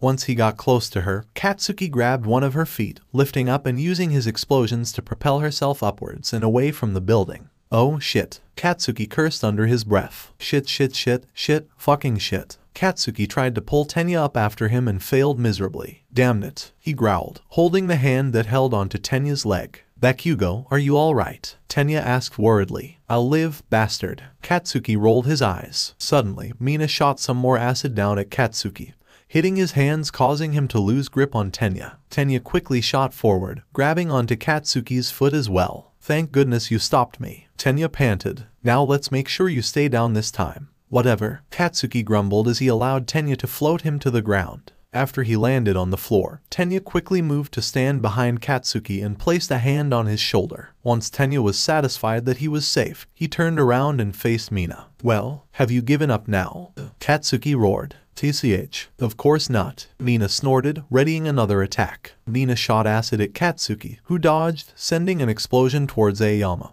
who was distracted by Tenya. The explosion sent 𝐒𝐬𝐽𝐻 flying back, smashing into a wall behind him. While that had caused him to be knocked unconscious, it didn't stop Mina's attack. She sent another wave of acid towards Katsuki, hitting his left arm. Fuck, Katsuki yelled, pulling out his hand from his burning arm. How dare you touch him? Tenya screamed at Mina, charging forward and throwing a punch at her face, only to miss due to Katsuki holding him back. Shut the fuck up, you idiot. Katsuki screamed, glaring at the blonde boy, who continued to scream at Mina. While Mina was distracted by Katsuki, and 𝐒𝐬𝐽𝐻 was left unconscious, Tenya had successfully secured the bomb. Team D wins. All Might announced. Once everyone was together, All Might had made a statement. Now see here, you've now experienced what it's like to fight villains, even though they weren't real. All Might stated. Pro heroes have to deal with villains all the time, but you should know, if this were to happen once you become pro heroes, there would have to be much more to take into account. Can anyone tell me what things? Momo raised her hand. Where the bomb is being kept, what civilians are around the building the bomb is being kept, what villains are guarding the bomb, who your allies are in the situation, and where the building is located. Momo listed off. That is correct, young Yaoyorozu. When all of those are taken into account, a good strategy is needed to secure victory. All Might explained. Though I do have a few notes about your performances. For one, young Midoriya, when you were on the hero's side, you froze up when confronted by young Bakugo who was on the villain's side. If you want to be a great pro hero one day, you'll have to drop whatever is going on in your mind. And another note is that before you were going up as a villain, you tried to leave the class, of which I presume is to skip class before it's over. That is not a good explanation for anyone training to become a hero, and I'll have it followed up with your homeroom teacher. All Might's notes on Izuku were very incorrect. Had he not read the notes on each of the students? And he also told Izuku to drop his flashbacks, clearly meaning he hadn't read the notes on anyone. The rest of All Might's notes weren't as discriminatory in the brain parts of everyone, but the drawbacks of everyone's quirks. Like on his notes for 𝐒𝐬𝐽𝐻, he said, stop getting stomachaches when you use your quirk. A pro hero never feels pain, so you won't either. Or for Denki, he told him that he needed to snap out of his short-circuiting if he wanted to get past the first week of Yua. All Might was a great hero, but just not a good teacher. This was even worse when he didn't read the notes of anyone at all. You are all expected to be strong. If you don't act like it, you'll never be pro heroes. Also, I even expect any neurodivergent students to act like everyone else, even though they aren't always worth it. All Might yelled in a heroic way, not realizing how hurt he made most of the class. Soon the day was over and the school bell rang. Class dismissed. All Might dismissed the class. Izuku especially felt hurt after that class. He adored All Might. To be called not worth it really hurt him, and he knew All Might hurt a lot of the others, and by the looks of it, also Denki, Tsu, and Tenya. Izuku was sure that others were hurt by All Might, but those were the only ones that showed it physically. Izuku walked to Hound Dog's office, both excited and nervous about his appointment with him. Well, Izuku, here goes nothing, Izuku told himself. Izuku Midoriya. Hound Dog greeted. Good afternoon, sir. Izuku bowed, making Hound Dog chuckle a little bit. You can just call me Ryo during these sessions. Hound Dog clarified. Hound Dog's office was a nice and cozy one. It was clean, bright, spacious, with comfortable seating, a small table with a coffee machine and a couple of bookshelves along the wall with a lot of other useful objects that could help.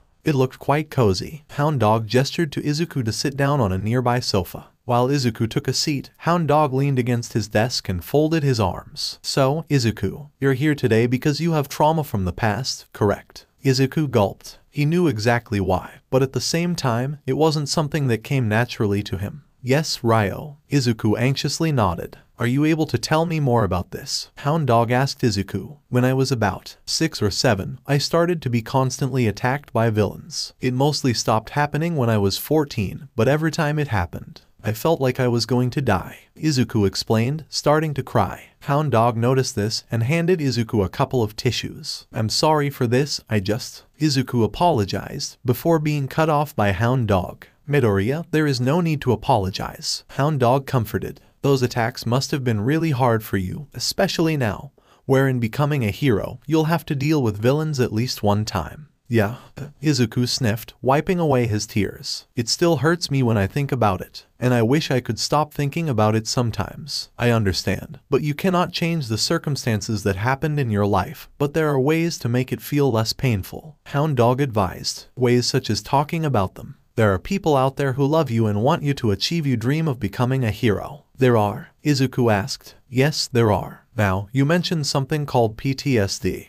Yeah, it's basically just trauma, anxiety, fear of people hurting you. Izuku replied. Is that why you are always so jumpy and anxious? Hound Dog questioned. Yeah, it seems to be a part of it. Izuku sighed. Hound Dog nodded, then spoke again. So what does the PTSD represent? Izuku took a deep breath and spoke. It represents having a problem with someone hurting me, or threatening me, or killing me. It's kind of difficult to explain, but Hound Dog listened attentively and nodded. I see. He thought for a moment, tapping his finger against the desk. I'm glad you're willing to discuss this with me, Izuku. Other students like you that I've had aren't willing to be this open about their past trauma, though they shouldn't be forced to talk about the things that make them the most uncomfortable. Hound Dog paused for a second. Do you think you will continue with your therapy sessions with me next session? He asked. Of course. Izuku smiled slightly. Now what exactly do you feel when you have those flashbacks? Hound Dog asked. It's usually a bad feeling. I feel unsafe, scared, and alone. Not to mention how the flashbacks affect my body. Izuku answered.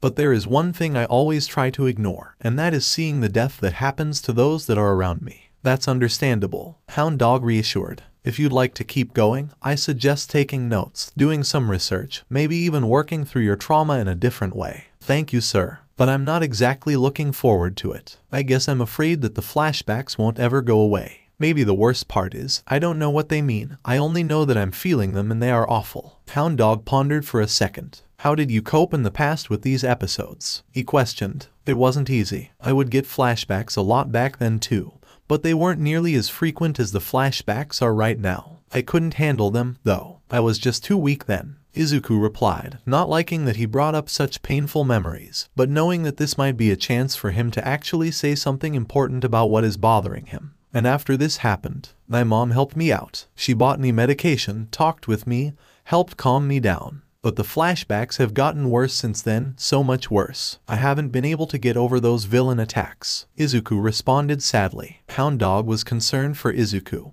and while he didn't know enough about what had caused this, what he did know gave him a sense of foreboding for when this would happen again in the future, or if ever. His instincts were telling him something was wrong. Would you be willing for me to talk to your mother? Izuku froze, staring blankly, though eventually he nodded. His mother needed to know what was going on with him, since she loved him dearly, since he was the only company she had left. Alright, before we finish up today, I have a few more questions to ask you, Hound Dog stated, as Izuku stood up and walked towards Hound Dog to listen. First question, if I am right, are there many times when you have flashbacks? Like multiple times? This question took Izuku aback a bit, since he hadn't actually considered the answer. The truth was, yes. Izuku nodded. Are there any ways that you know how to cope with this? Hound Dog asked. Izuku shook his head, meaning no. All the schools I went to before I started high school just told me to stop being traumatized, and they also said that they should change what they're doing to be inclusive to everyone. They just shrugged me off as an unimportant weakling that'll never be.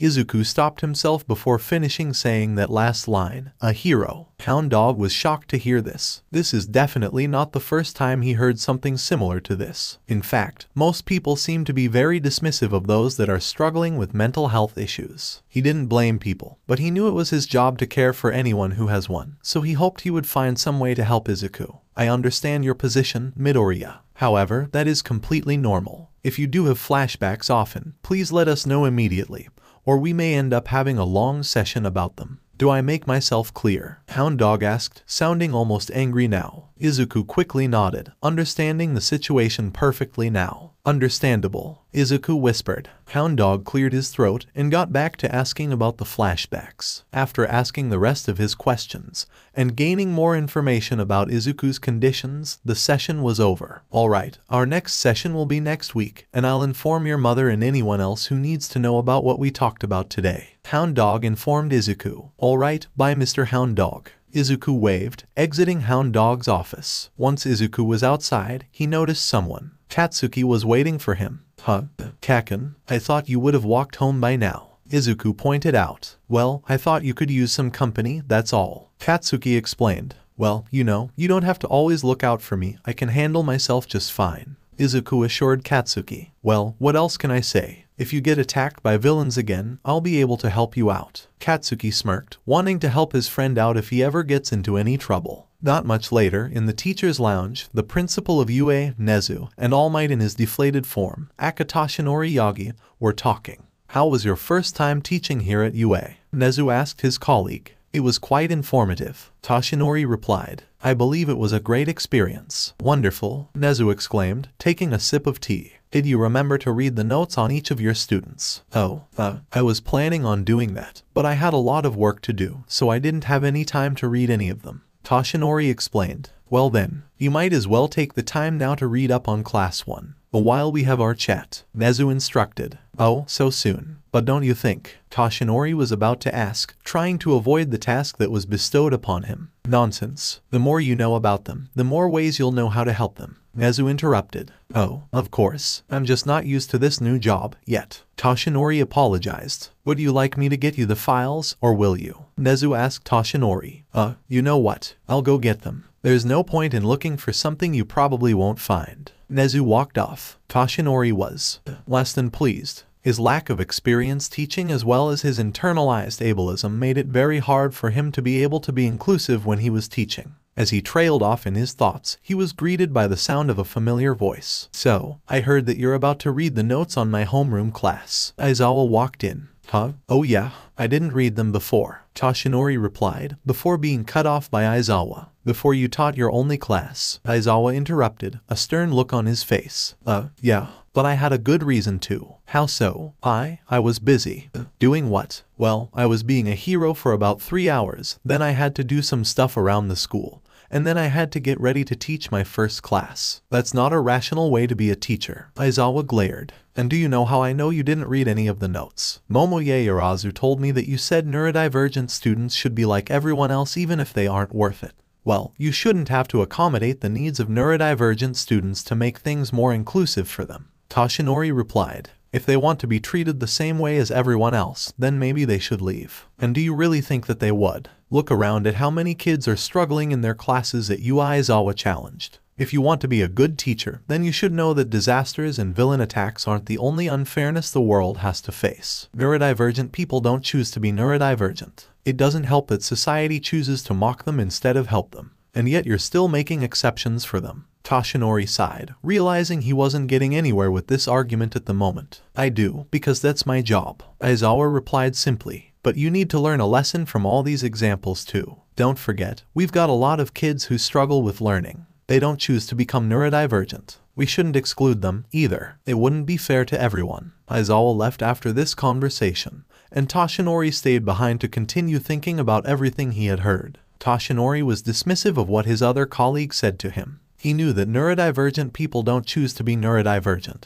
but he didn't know why inclusivity mattered so much. Before long, Nezu came back into the room, holding 20 folders. Here are the notes of all of your students, Nezu announced, giving them all to Tashinori, who put the pile on the table in front of him. So do you have anywhere else to be or? Tashinori inquired. No, except for here, where I'll be supervising you while you read the notes, Nezu replied. Tashinori was less than surprised to hear this. After all, Nezu was known to be quite observant. Plus, he had to give Tashinori enough credit to admit that he had been ignoring his own advice, despite telling him to read the notes. Great, Tashinori muttered, before opening up the first folder. Both of them remained quiet. This was until Tashinori got up to Izuku's notes. Name, Izuku Midoriya. Age, 15. Gender, male. Class, 1A. Teachers. Class 1A. Teachers. Shota Aizawa.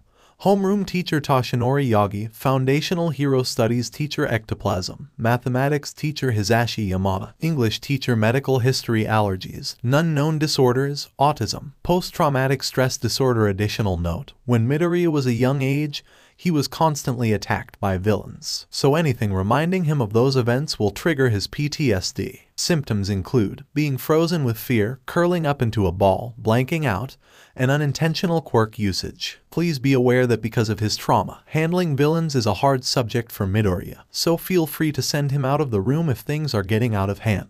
How interesting. For one, young Midoriya seems to be intellectually impaired, and also a total pussycat. Toshinori was interested in Izuku's notes, more of his ableism showing. That definitely explains why he wanted to leave class early today. Nezu just nodded, unsure of how to deal with the #1 hero's ableism, though he did try to give Toshinori some advice. If you don't know any terms shown in the files, you can search them up online. Nezu hinted. Of course. Toshinori nodded, unable to get Nezu's hint. Meanwhile, Aizawa was still in the halls, thinking to himself, soon he'll learn. Just because someone is neurodivergent, it doesn't mean that people have the right to be ableist. Izuku couldn't believe his situation right now. It was his third day at UA, and he was overstimulated. And it's not like any of his classmates, besides Katsuki, knew about his autism, because he was worried that he'd get bullied. Much like how he was in his junior high years. The only reason he hasn't committed suicide was because of Katsuki protecting him and assuring him that he wasn't weird or unnatural, or even dare one call him retard. And despite how hard Izuku tried not to let those words affect him, the only thing that caused him to feel that they weren't true was the validation he received from Katsuki. He was grateful to have someone willing to stand up to those bullies for him, even if it was someone mildly aggressive like Katsuki. But back to the point, Izuku was overstimulated. He didn't sleep much last night, because of some slight listening in on a phone call his mother was having with Hound Dog after his appointment with him. Since Izuku's apartment walls were pretty thin, so it was purely a mistake that he was listening in. Along with that, he also tried to figure out why his classmate, Hitoshi, had multiple quirks. The best conclusion he could come up with was that, in his words, his second quirk is a byproduct of his first quirk. And he was very sleep deprived when he had finished his analysis. So crappy thing #1 ticked on the list of crappy things that happened to Izuku that day. Then there was school. Katsuki and Izuku had got there slightly later than they did the previous day, because Izuku ended up accidentally sleeping in that day, so there were slightly more people in the classroom before homeroom started. Hitoshi was in the classroom by the time they got there, so at least Izuku could interview him about his 2 quirks. But he ended up not being able to do it at that time because he was busy thoroughly apologizing to Katsuki because of the green beans oversleeping. Though Katsuki accepted Izuku's apology every time, because he knew it was an accident and that Izuku didn't mean to do it. But that didn't mean Izuku ended up interviewing Hitoshi in private. So crappy thing #2 ticked on the list of crappy things that happened to Izuku that day. But the crap doesn't end there. After homeroom, which was actually relatively peaceful, was English with Present Mic. Now don't get Izuku wrong. He adored Present Mic like Aizawa adored sleeping. But Izuku didn't enjoy how loud he would get, even if it was part of his quirk. So built up anxiety from his first subject of the day meant crappy thing #3 ticked on the list of crappy things that happened to Izuku that day. Then after a crappy period of loud English was an even crappier period of math with ectoplasm. Though the teacher wasn't the one causing all of the noise, just about everyone in that class was talking, though it was almost always on topic, so ectoplasm didn't mind. Izuku on the other hand, he'd rather be thrown into a volcano that's about to erupt than be in a noisy class like that. And what was worse was that Izuku couldn't focus because of the noise, so he didn't quite finish the work that was assigned to him. So he had to finish that alongside the homework that was assigned to him. And you know what that means. Crappy thing #4 ticked on the list of crappy things that happened to Izuku that day. Then there was third period, hero training with All Might. Izuku didn't know what it was, but something seemed off about All Might that day. He was treating most of the students, including Izuku for that matter, like they didn't even know the most basic information. But apart from that, the class was learning about hand-to-hand combat that lesson, and what to do if they were ever outnumbered in battle. And Izuku went how you'd expect a semi-overstimulated person would go. He did, kind of good, though all of the touching bothered him quite a bit. And All Might didn't even take note on how uncomfortable Izuku looked. So crappy thing #5 ticked on the list of crappy things that happened to Izuku that day. Then it was lunchtime. Izuku sat with his new group of friends, which they had all decided to call their group the 𝐒𝐴𝐵𝐵𝐺 Squad. Izuku tried to pay attention to the conversation that was going on, but the entire cafeteria was so loud. Izuku had a massive buildup of anxiety that day, and knew that there would be more to come. The conversation then shifted to Izuku's lack of input in the conversation. When asked about it, Izuku partially lied and replied with, "I'm fine. Just a buildup of anxiety over high school. I'll be fine." But Katsuki suspected that there was more than meets the eye. Izuku tried to hide his fidgeting, so he didn't stand out. Lunch wasn't crappy, but it couldn't have been any better than it already did. Then there was the last period of the day, and the final nail in the coffin for Izuku's overstimulation and anxiety. Hero Ethics was the final class Izuku had that day, and it was with the ever so quiet Erasure Hero, Eraserhead, Aka, Aizawa, Day. Though just because the teacher was quiet, that didn't mean the students in the class were. Ochako, Mina, Toru, and Tsu were loudly working up at the front. Tenya was scolding Ejiro for what Izuku assumed was something to do about doing his work or something. Hitoshi was usually quiet by himself, but Denki was with him and the two were laughing loudly at what the electrification quirk user had said as a joke. Then Izuku started to chew on his fingers, though not before long. Aizawa had noticed the state Izuku was in and instructed him to go out of the classroom. And before long, both Aizawa and Izuku were both dealing with what was going to come. And Aizawa knew that Izuku was very overstimulated and he wanted to do everything he could to help Izuku through the situation. "Before I do anything else, I have one thing to ask. Can I touch you?" Aizawa asked, keeping his voice low and steady. Izuku nodded as the two sat down on the ground. Aizawa then took Izuku's hand and placed it on his chest. "Alright, I'd like you to copy my breathing, okay?" Aizawa instructed. Minutes passed by in silence, except for the noise that was coming from the classroom, though it wasn't too much of a problem, since the noise died down after Aizawa and Izuku went out of the room. The breathing exercise helped Izuku focus on something else that wasn't any ambient noises, or the nasty day that he was having. "Everything will be fine," Aizawa whispered multiple times as Izuku started to rock. Izuku's breathing was pretty steady by this point, and he wasn't crying or screaming, so Aizawa presumed that this was a stim Izuku did when he was content, or at least calm. Then Aizawa was going to try and do something that his former teachers did with him whenever he was really overstimulated. Although he wasn't sure whether or not Izuku wanted to do it, so he decided to ask him first. "Hey, is it alright if we do another exercise, which my former teachers did whenever I was really overstimulated?" Aizawa asked Izuku. "Yes, sensei," Izuku replied, his voice shaky. "Okay, I'm going to ask you some yes or no questions. You can answer them by talking. You can do that, but if you want to nod your head or shake it, you can do that too. And if you know sign language, then you can do that as well. Whatever feels comfortable for you. Also, there are no wrong answers," Aizawa instructed, Izuku nodding.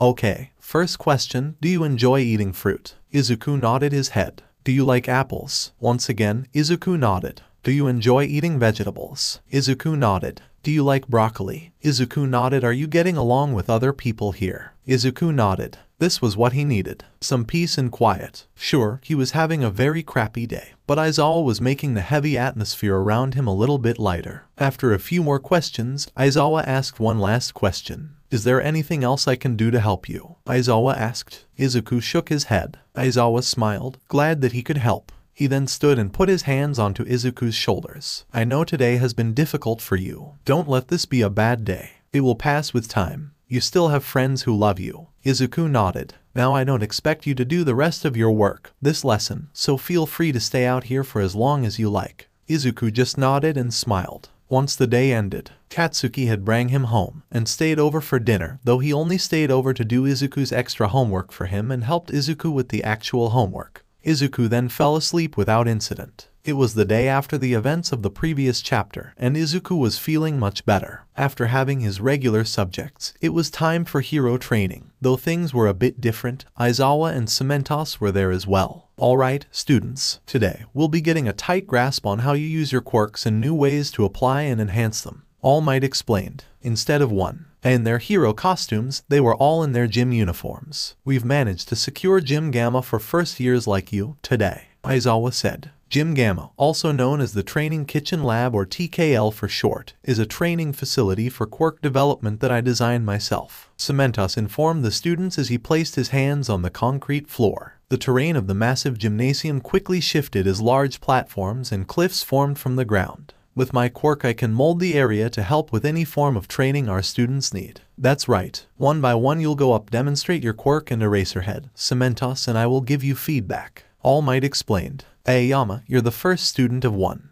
So you'll be going up first. Aizawa instructed. Aoyama going in. This would be a fantastic time to use my evaluate quirk on everyone. Izuku thought to himself, looking over at Katsuki. Meanwhile, in Gym Gamma, Hyuga had showed off his quirk, Naval Laser, and had explained its limits, including how he couldn't use it for more than a second because of the pain that comes with it. Hearing this, Aizawa was the first to critique him. It seems like you'll have to try to go beyond your limits, Aoyama. Perhaps the best way to do that is firing out your laser constantly, Aizawa critiqued. Then 𝗬𝗏𝗧 was next to give Hyuga some tips. I agree with what 𝗧𝗓𝗧 has said, as emitter-type quirks only get stronger when pushed beyond their limits, 𝗬𝗏𝗧 said. Then it was All Might's turn next. You will be much more powerful if you take that belt of yours off. The only way you'll become stronger is when you use your own strength, All Might told Hyuga. But sir, if I don't wear it, then my sparkles will leak out constantly, Hyuga informed, All Might shaking his head. Then you must learn to control it, young Aoyama, All Might exclaimed. Aizawa shook his head in disbelief. Not only was the #1 hero ableist towards neurodivergent students, but also towards students who need to use support items to properly control their quirks. Aoyama, you may leave when ready, Aizawa instructed. Also, tell Ishido that she's up next. But not before you, All Might shouted out, before being cut off by Aizawa. Actually, you may leave now, Aizawa said, Aoyama walking out. Nothing was happening during the meeting. The students were just making small talk with each other, and Izuku used his evaluate quirk on Katsuki, who was talking with Ejiro. After the two finished their conversation, Izuku walked up to Katsuki. Kaken, Izuku called out. Hey, quirkologist, are you ready for your quirk assessment? Katsuki asked Izuku, grinning. Yeah, and if you don't mind, I used my evaluate quirk on you, I hope you don't mind.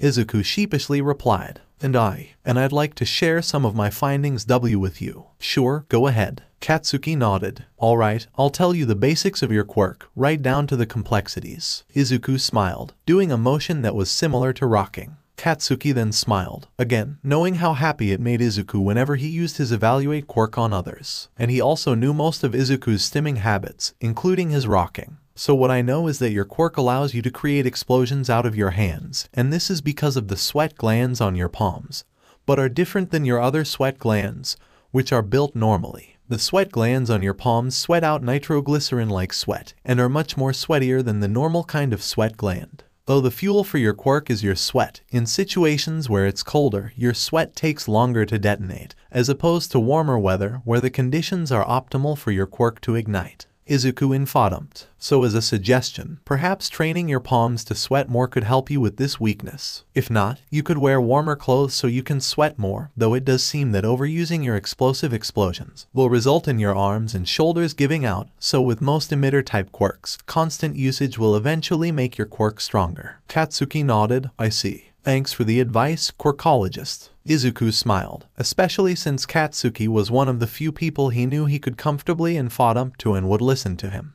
Just then, Ejiro walked up, listening to Izuku and Katsuki's conversation. So, Midoriya, you can analyze other people's quirks, I hear. Ejiro asked Izuku, who nodded. Well then, can you analyze my quirk? Of course, Kirishima. Izuku answered. Can you tell me more about your quirk? Of course. My quirk, hardening, allows me to harden my skin. It's not very flashy, though. Ejiro explained. Your quirk is amazing, Kirishima, you shouldn't doubt it. Izuku complimented Ejiro. Transformation types are interesting. They advance and develop as a sort of in-between of emitter types and mutant types. Your hardening seems to take on a rocky kind of structure. Yeah, that's true. Ejiro proceeded to look at the ground with doubt. Most transformation types start out fairly small scale. Izuku shrugged with a smile. But I can already tell you're nowhere near your full capabilities. You can push so much farther. In fact, let's try something. Like what? Ejiro questioned. Yeah, I think you're much closer to advancing your quirk than you think. Izuku grinned at the red head.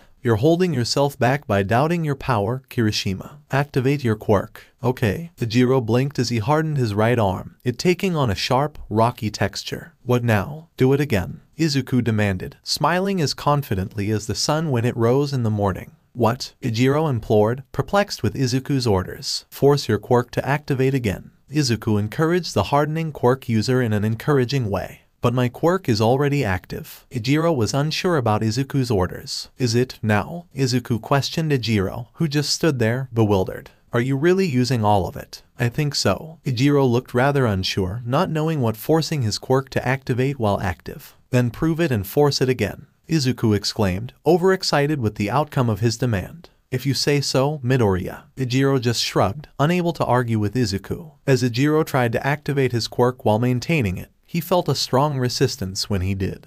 Like his arm was fully flexed and he was trying to move it. He couldn't move it past the resistance. This was his limit. More, stronger, denser, more. Izuku screamed out, encouraging Ijiro some more. The green bean was so caught up in trying to help his classmate. He was so caught up that he didn't notice the rest of the class watching them. Ijiro then hardened his entire body, forcing his quirk past the resistance that was pushing him. He felt like something cracked and then the resistance was gone. He felt heavy but strangely stronger. Congratulations, Kirishima. Izuku smiled brightly. Your hardening quirk just evolved beyond its limits. Plus ultra style. This is very hard to maintain. Ijiro mentioned, and just like that his quirk deactivated. You just developed it and made it stronger. Izuku grinned happily. It'll take a while until you can use it just as easily as you use the current level. You just need more training. Thanks, Midoriya. I can't believe I was able to go so much further. Ijiro smiled. You just needed to stop doubting yourself and your quirk, Kirishima. Izuku waved off the thanks. Sometimes we're our own worst enemy. Ijiro looked at Izuku's face when he heard that. He saw the same look in the one with all users' eyes that he'd seen in his own in the mirror, back when he almost lost his drive to be a hero. I feel that, bro. Ijiro nodded. Yeah.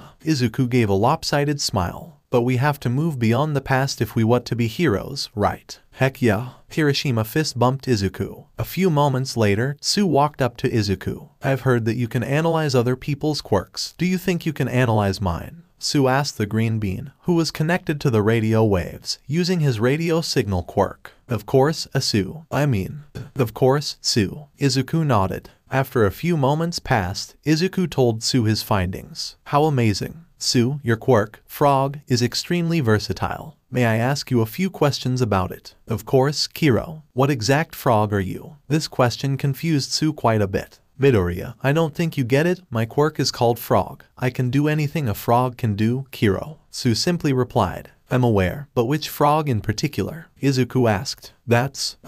Tsu just responded with confusion. I guess I've never thought about it before. Well, there are a lot, and I mean a lot, of frog species out there in the world. Izuku pointed out. What are your froggy capabilities as of now? Frog-like anatomy, great leg strength, wall clinging, a powerful extending tongue, fast swimming, and secreting mucus with different effects like paralysis and hiding scent. Tsu explained. Have you ever tried training to be like other frogs? Izuku wondered. What do you mean, Midoriya-kun? Tsu asked. Your quirk isn't limited to just one type of frog. If you train your body to use the abilities of other frog species, you could possibly be any frog ever in the entire world. Izuku exclaimed, Tsu amazed with Izuku's findings. I'll try that, thanks Midoriya. Tsu thanked her friend. After a few more minutes, Katsuki walked up to Izuku, grinning to himself. So I hear that you've analyzed someone else, eh? Katsuki inquired. Yeah, Tsu came over, so I analyzed her quirk. Izuku explained. Nice. Katsuki grinned.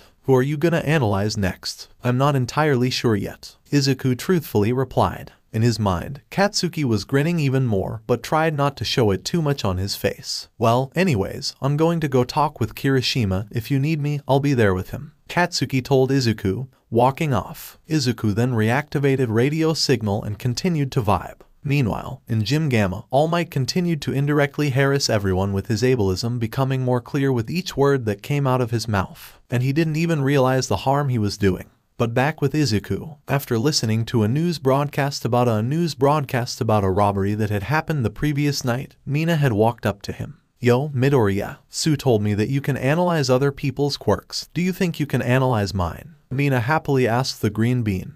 Sure, Ashido. Izuku accepted Mina's request, though hesitant, because the news story was getting interesting. Can you give me a basic description of your quirk, so I can understand it better? Sure. My quirk is called acid. It allows me to produce a corrosive liquid from my body. Mina explained. Izuku thought for a bit. Are you able to control the viscosity of it? What about the solubility, or the corrosivity? Are you able to produce different types of acids? Izuku bombarded Mina with questions. I don't know, Mina replied, a little bit of anxiety showing in her face. Then perhaps you should study up on some chemistry. If you can freely control which acids you produce, you could become irreplaceable in dozens of situations. As for direct applications, I'd recommend focusing your control on both solubility and viscosity. The more control you have over your acid, the less likely you are to harm someone by accident. Izuku gave some advice to Mina, hoping to help her out. Yeah, controlling the properties of my acid would definitely help me a lot. I hurt myself a few times growing up by creating stuff that was too strong for me to handle, Mina admitted with a sheepish grin. Well, I hope my advice can help you become better at using your quirk, Izuku hoped. Anyways, thank you, Midoriya, Mina thanked, walking off. Izuku nodding, soon continuing to listen to the radio signals. The news broadcast was still talking about the robbery, so Izuku listened in on it some more,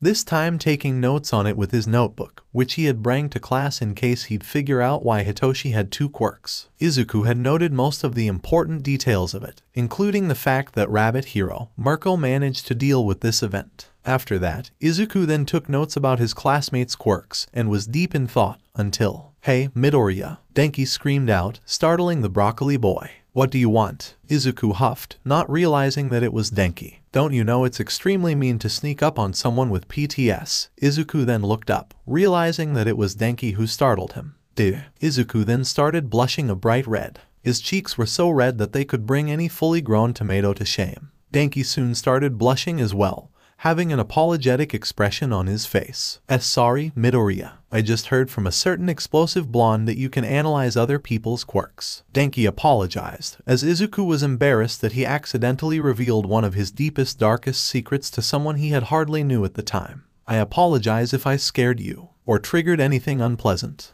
Please don't tell anyone else about that," Izuku demanded, still a blushing mess as Denki then nodded in agreement. "So anyways, about your quirk analysis. Tell me more about your quirk, so I can get a better understanding of it." "Oh yeah, my quirk is called electrification. It allows me to produce large voltages of electricity, and I can let that stored electricity release into my surroundings, though currently have no way to direct said electricity as of now," Denki explained. "And if I use too much electricity, I turn into a complete dum-dum." "I see. Your quirk is of a very rare typing. It would be a shame if it went to waste," Izuku muttered, slightly dissociating. "Midoriya, you okay? You seem to be blanking out," Denki asked the victim of trauma. Soon, Izuku then snapped right back into reality. Oh yeah, I'll be fine. Hopefully," Izuku reassured Denki. "So your quirk. Have you ever thought about using support items to help you direct your electricity to specific targets?" "I have sort of thought of that. I've never really had a specific thought about it," Denki admitted. "And about the part with you becoming a total idiot, have you ever tried to control your electricity instead of focusing on how much of it you produce?" Izuku soon asked the electrical teen. "Now that I think about it, I haven't. Thanks, Midoriya. This'll make quirk usage much easier." Denki thanked the broccoli boy.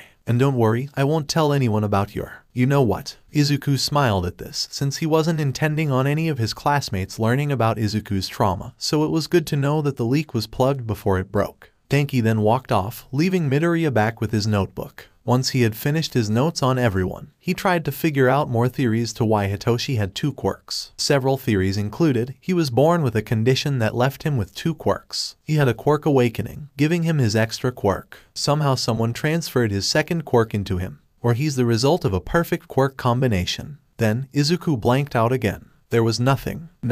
After a few minutes, Izuku heard a voice. "Hey, quirkologist," Katsuki screamed, snapping Izuku back into reality. "Taken," Izuku blurted out. "Were you dissociating again?" Katsuki asked Izuku. "Maybe."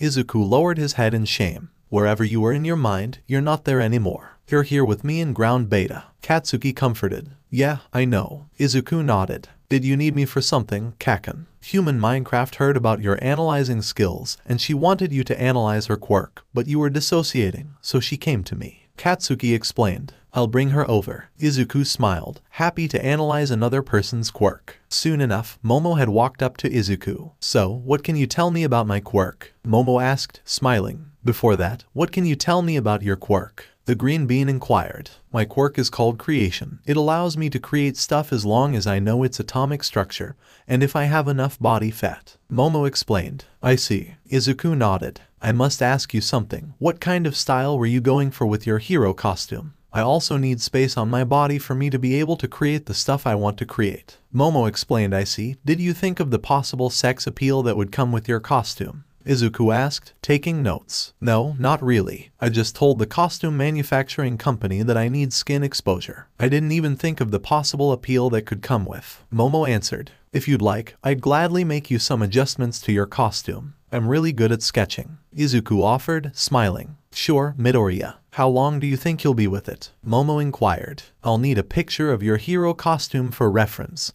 so once you get me that, I'll be able to start. Izuku replied. And I have a question about your quirk. When you've finished using the item you've created, what happens to it? Usually I just wait until it gets destroyed. Momo raised an eyebrow. And what if the item you create is basically indestructible? Izuku asked. Well, I guess it just exists. Momo shrugged. Have you ever tried absorbing what you create back into your body? Izuku asked. No, I haven't. I'll definitely have to try that next time I use my quirk. Thanks, Midoriya. Momo thanked Izuku, walking off. No problem. The green-haired Wonder Ball exclaimed. After Izuku's meeting with Momo, Izuku went back to his notes, thinking about which of his theories about Hitoshi's quirks was most likely to be correct. He knew that his third theory was very wild, though it wasn't totally out of the window either, since it'd definitely explain why his second quirk caused harm to him, though it brings up a whole lot of other questions, such as, who gave him his second quirk? Why was he chosen? Does his second quirk run through his family? Or why would he lie about only having one quirk? Then the next wildest theory was his second theory, since quirk awakenings aren't always uncommon for people with villain quirks. Izuku would definitely know. One with all is definitely seen as being villainous, though mind control doesn't really have anything to do with power buildup. And Izuku didn't really want to be too nosy, in case if Hitoshi did have a quirk awakening.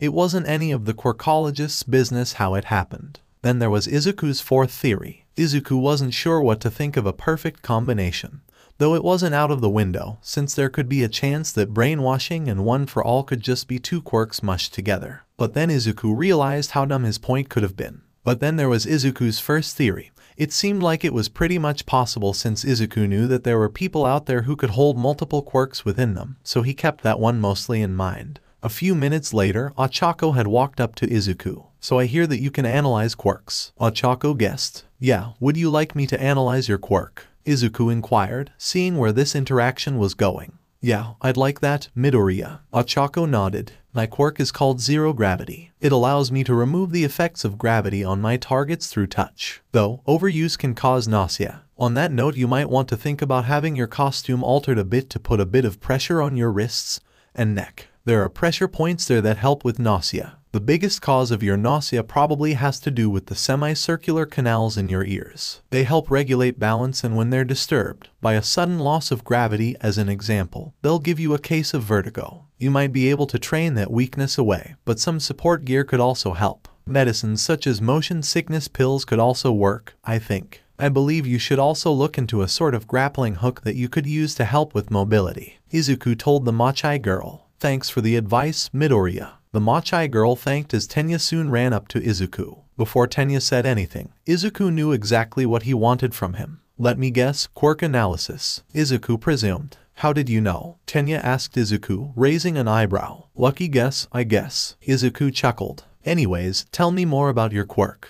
My quirk is called Engine. As it's a mutant type, I have car-like engines in each of my calves, giving me incredible running speed and extreme kicking power. Tenya explained. Do you need to fuel them up? Izuku asked. Yes, I need to fuel them by drinking orange juice. Tenya replied. I see. Izuku nodded. Your engines let you rapidly accelerate and maintain high velocity. Your legs seem to have undergone natural strengthening because of this, though I believe you've also conditioned them further yourself. Indeed. Tenya nodded with a grin. I plan to use my legs as my main form of offense in the field. Therefore it was paramount that I strengthen them as much as possible. To further your quirk usage, I'd suggest consistently upping the time you can spend in top gear. The longer you can maintain max speed and output, the further you'll push your quirk. Mutant-type quirks only advance when physically forced past their limits. You may also want to incorporate the most efficient cooling system you can fit into your costume. I believe overheating will stall you out, and that could leave you as a liability on the field, Izuku explained. Indeed, when I hit maximum output, I can usually only maintain it for a short 10-second burst, Tenya informed the one with all user. As I further develop my quirk, I hope to be able to not only increase speed but how long I can maintain it as well. That sounds like a great idea. What are you currently working towards achieving? Izuku questioned, curious. My goal for now is to reach full potential and be able to move independently. Once I achieve that, I will focus on the strength requirement, Tenya explained. That makes sense. Izuku nodded. You'll probably also need to figure out a way to get rid of excess weight. A lot of people lose unnecessary pounds when exercising, so maybe a little exercise can help with that. That'd help you reduce the calories needed to keep your engines running. It sounds wise to take action with these recommendations. Thank you very much for them, Tenya thanked, bowing respectfully. This caused Izuku to blush. There's no need to bow, Ida. I'm just helping out a FFF friend. Izuku stuttered. Of course. Tenya laughed. Izuku blushed even more as Tenya just walked off, chuckling to himself. Izuku had gone back to his notes, taking notes about his friend's quirks and other ways if they could enhance them. As Izuku was about to go up and ask Rikido about his quirk, speak of the devil plus ultra. Me and Koji were wondering if you could analyze my quirk, Rikido told Izuku, Koji walking right beside him. Of course, Sato. Izuku nodded. Can you tell me more about your quirk? My quirk is called Sugar Rush. It's a transformation quirk that allows me to get stronger for every 10 grams of sugar I consume. Though too much sugar leaves me extremely fatigued and kind of an idiot. Interesting. What kind of sugar do you normally use to activate your quirk? Izuku asked Rikido. Normally I just use granulated sugar to activate my quirk. Just the stuff you can buy off the shelf anywhere. Rikido shrugged. Have you ever tried other forms of sugar for activating your quirk? Like brown sugar, or cane sugar, confectioner's sugar, muscovado sugar, turbinado sugar, pearl sugar, sanding sugar, all of them are either from different sources or have different levels of refinement and processing. And fruits even have some sugars in them. I believe that these differences would most likely impact your quirk in different ways. Plus, the kickback of your quirk could probably be better controlled with training and testing of your limits. Your quirk may have the effect of increasing your strength from regular sugar, but I believe it may have far more applications based on the type of sugar you consume. While basic granulated sugar increases your strength, it may very well be that a different type of sugar increases your speed, or could perhaps increase your durability. Also, a few capsules of stevia may help in the short term for regulating your drawback, as it helps lower blood sugar levels. Izuku smiled at the man of sugar. As for the long term, I suggest that natural exercise could increase your base strength by a lot. That's impressive, Midoriya. I actually use brown sugar and confectioner's sugar when I bake and cook. Why I never thought to pop a few grams of them and try to activate my quirk, I'll never know. But I do know what I'm going to be trying soon. Thanks for the analysis, bro. Rikido, no problem, Sato. Izuku smiled as he fist bumped the Sugar Rush user. Koda, would you like me to analyze your quirk as well? Koji shook his head, which Izuku accepted. I see.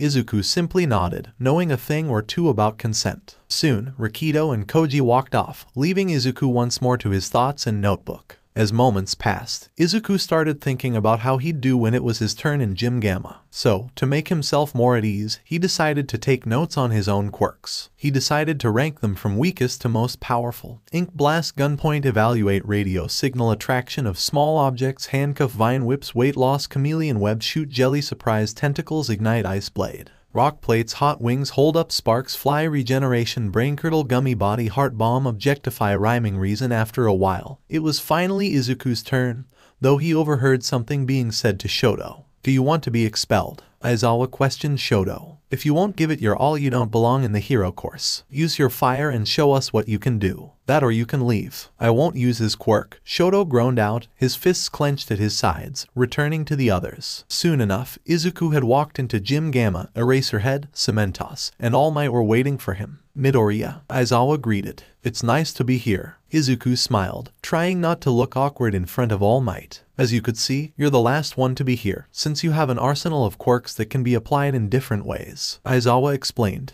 Understood. Understood. Izuku repeated. Now you have a choice. The order of which your quirks are demonstrated can be in any order you want, whether in the order you got them.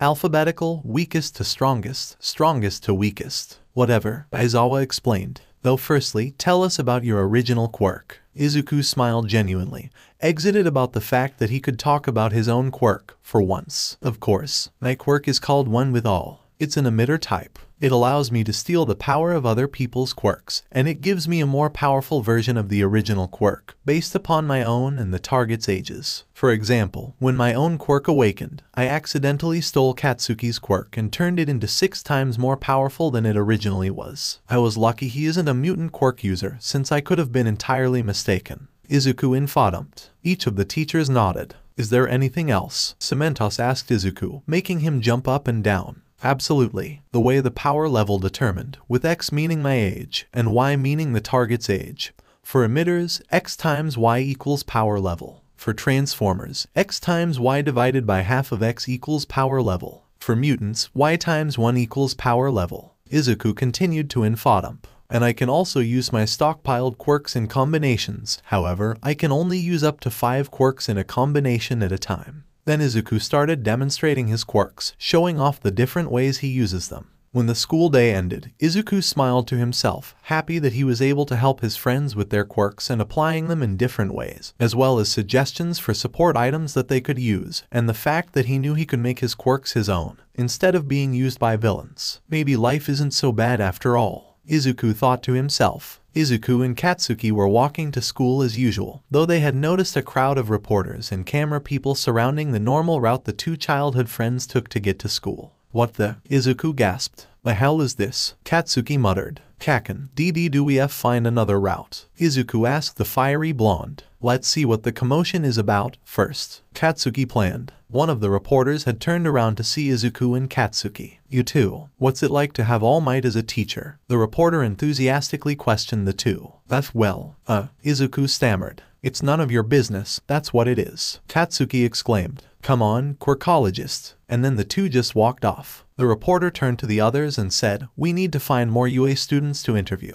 When the green bean and the hot chili pepper had gotten to UA, they had noticed the same crowd from before, and neither were happy about it. Hey, move out of the way, Katsuki yelled. There are people being blocked off. So move it, you damn news people. Izuku noticed other students being crowded by the mass of reporters as well. Ochako, Mina, Toru, and Tsu were practically back to back. Rikido and Mizo could be seen near the edge, both of the taller teens with mics being shoved in their faces too. He also noticed a few other students being swarmed too, a black-haired boy wearing a headband, and a blonde teen who seemed to be enjoying the attention he was getting. Izuku presumed these must be some of the students from 1B. What do you think you're doing? A loud, growling voice barked out at the group of reporters. Several of the students let out sighs of relief as Hound Dog showed up. You're interfering with our students' ability to get to school. Cease this harassment of our students and leave the premises or the police will be called. We just want to know about All Might. A reporter yelled back. All Might isn't available for interviews today, so leave. Aizawa stated while walking up to the gate with present mic. Why should we listen to such a shabby-looking man?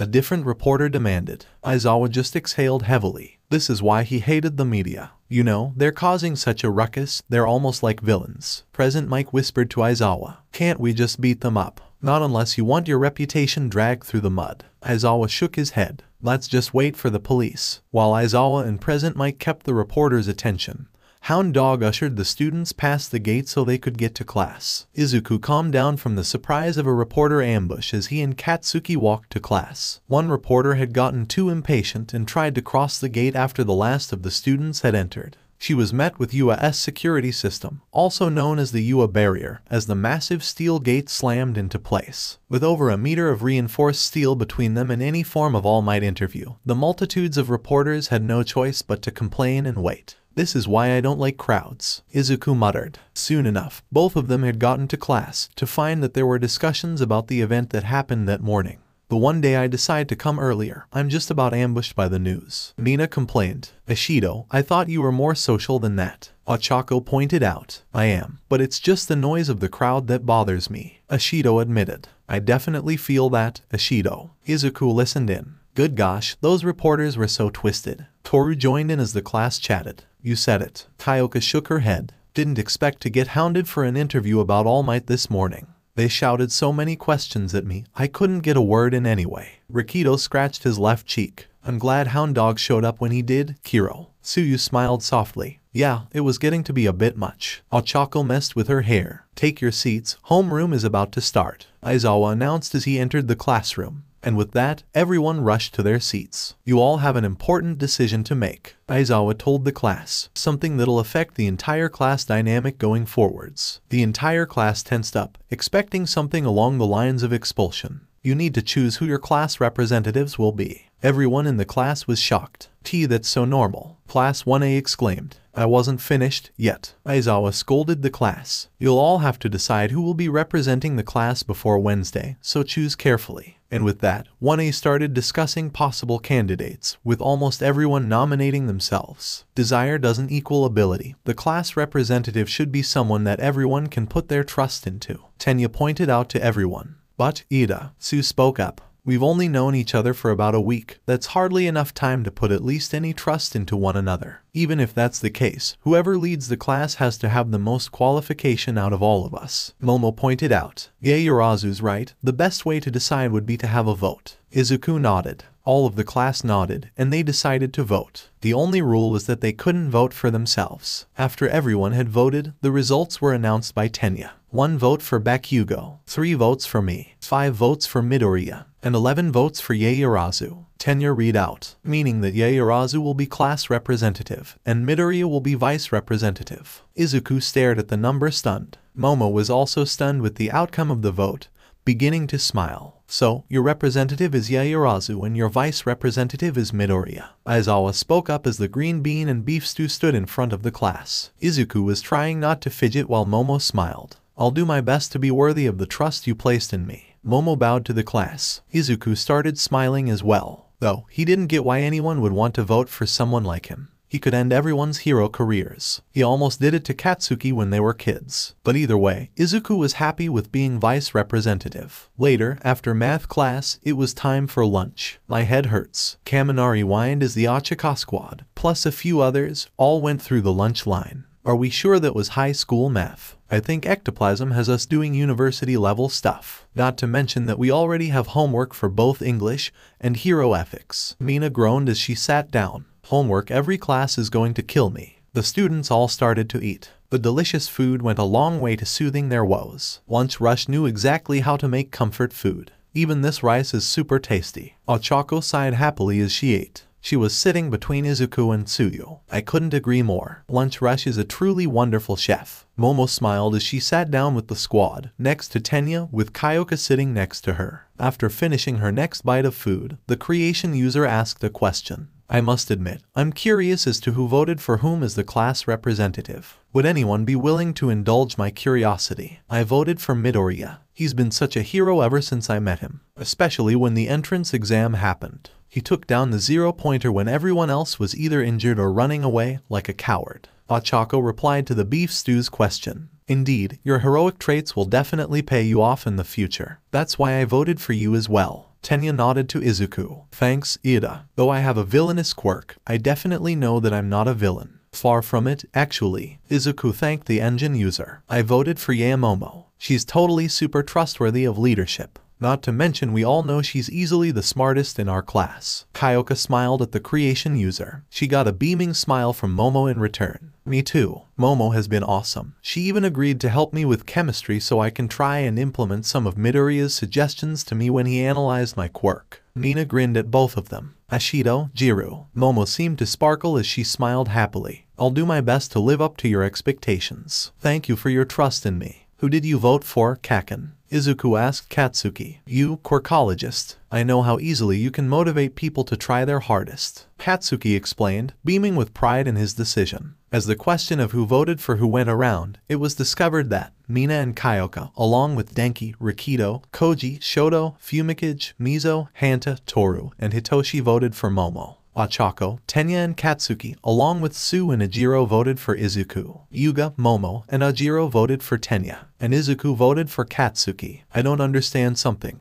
𝗧𝗏 turned to face Tenya. Didn't you really want to become class rep, 𝐬𝐬? You've definitely got the look for it down. Ambition and suitability are different. Tenya shook his head as he explained. I made the choice I felt would be the best. The admiration I hold for my brother is what inspired me to become a hero. However, I realized that I'm not ready to be a leader like him yet. Leadership is something I need to work on. Midoriya outperformed us all in the entrance exams, going on to break the old record and doing so in a manner befitting a hero. He's also been incredibly supportive of the rest of us, freely offering his suggestions to us all. I aspire to match his example to become a true pro hero, too. 𝐬𝐬, you don't have to be so nice. Izuku blushed, smiling as Tenya smiled back. I'm serious, Midoriya. And the same praise for Momo as well. I know there are a lot of people out there who will be better than me, but I'll eventually get to the point where I'll make my brother proud. Tenya smiled. Just as conversation shifted to a new topic, the group was interrupted by the blaring of an alarm. Everyone in the lunchroom was startled by the sudden noise. Those with sensitive ears, like Izuku, or quirks that amplified their sense of hearing like Kyoka, clapped their hands over their ears with cries of pain and shock. A loud, mechanical voice started blasting over the loudspeaker a second later. Attention. Security level 3 has been broken. All students must evacuate in an orderly fashion. The message proceeded to loop after that as the cafeteria quickly descended into panic. What's security level 3? Tenya yelled to a third-year student as they stood up. It means someone has infiltrated the building. This has never happened in the 3 years I've been here. Hurry up and get out. The older teen yelled back as he ran. Oh, what? Back off, Mina yelled as an elbow jabbed into her side. The tide of rushing students had swept up their group. In the chaos, Izuku had instinctively grabbed onto the closest of his classmates. In this case, he'd grabbed Kyoka's hands and pulled her near the wall to avoid the crowd a bit. Stay together, guys. Ochako tried to yell over the noise. Hey, Momo yelled as she was shoved to the side and into Toru. People are going to get hurt if this keeps up. Toru yelled as she pushed against the crowd with Mina at her side. It's so loud, Izuku exclaimed, covering his ears with tears forming in his eyes. Tenya had been shoved against the glass, but this let him see outside.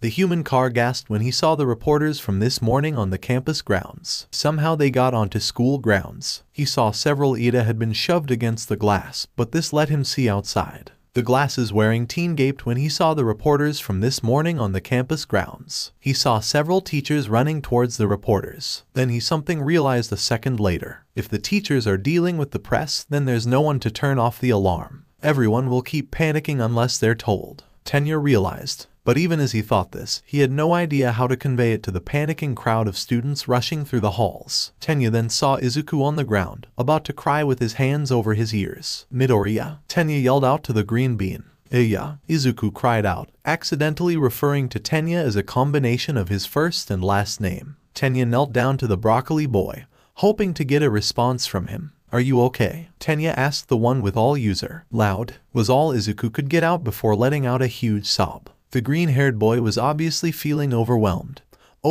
by all the chaos around him. We're gonna be okay. We're gonna be just fine. Tenya reassured the broccoli boy, rubbing circles into his back. Tenya was shocked to discover Izuku was shaking. Tears rolled down his freckled cheeks like little streams, dripping down onto the ground from his nose. It broke Tenya's heart to see him in such distress. Midoriya, everything is okay. It's just that the press from this morning has intruded onto the school grounds, Tenya told the broccoli boy. Izuku looked out the window and saw the teachers dealing with the issue. But if the teachers are out there, then who's going to shut off the alarm? Izuku realized. We need to find a way to let everyone know it's okay, Tenya said. Then Izuku remembered something. Your quirk. What? This quirk. Yours. A long pause. Can I? Izuku hesitated once more, before shaking his hand out and finishing his sentence. Can I copy your quirk? Your quirk. What? This quirk. Yours. A long pause. Can I? Izuku hesitated once more, before shaking his hand out and finishing his sentence.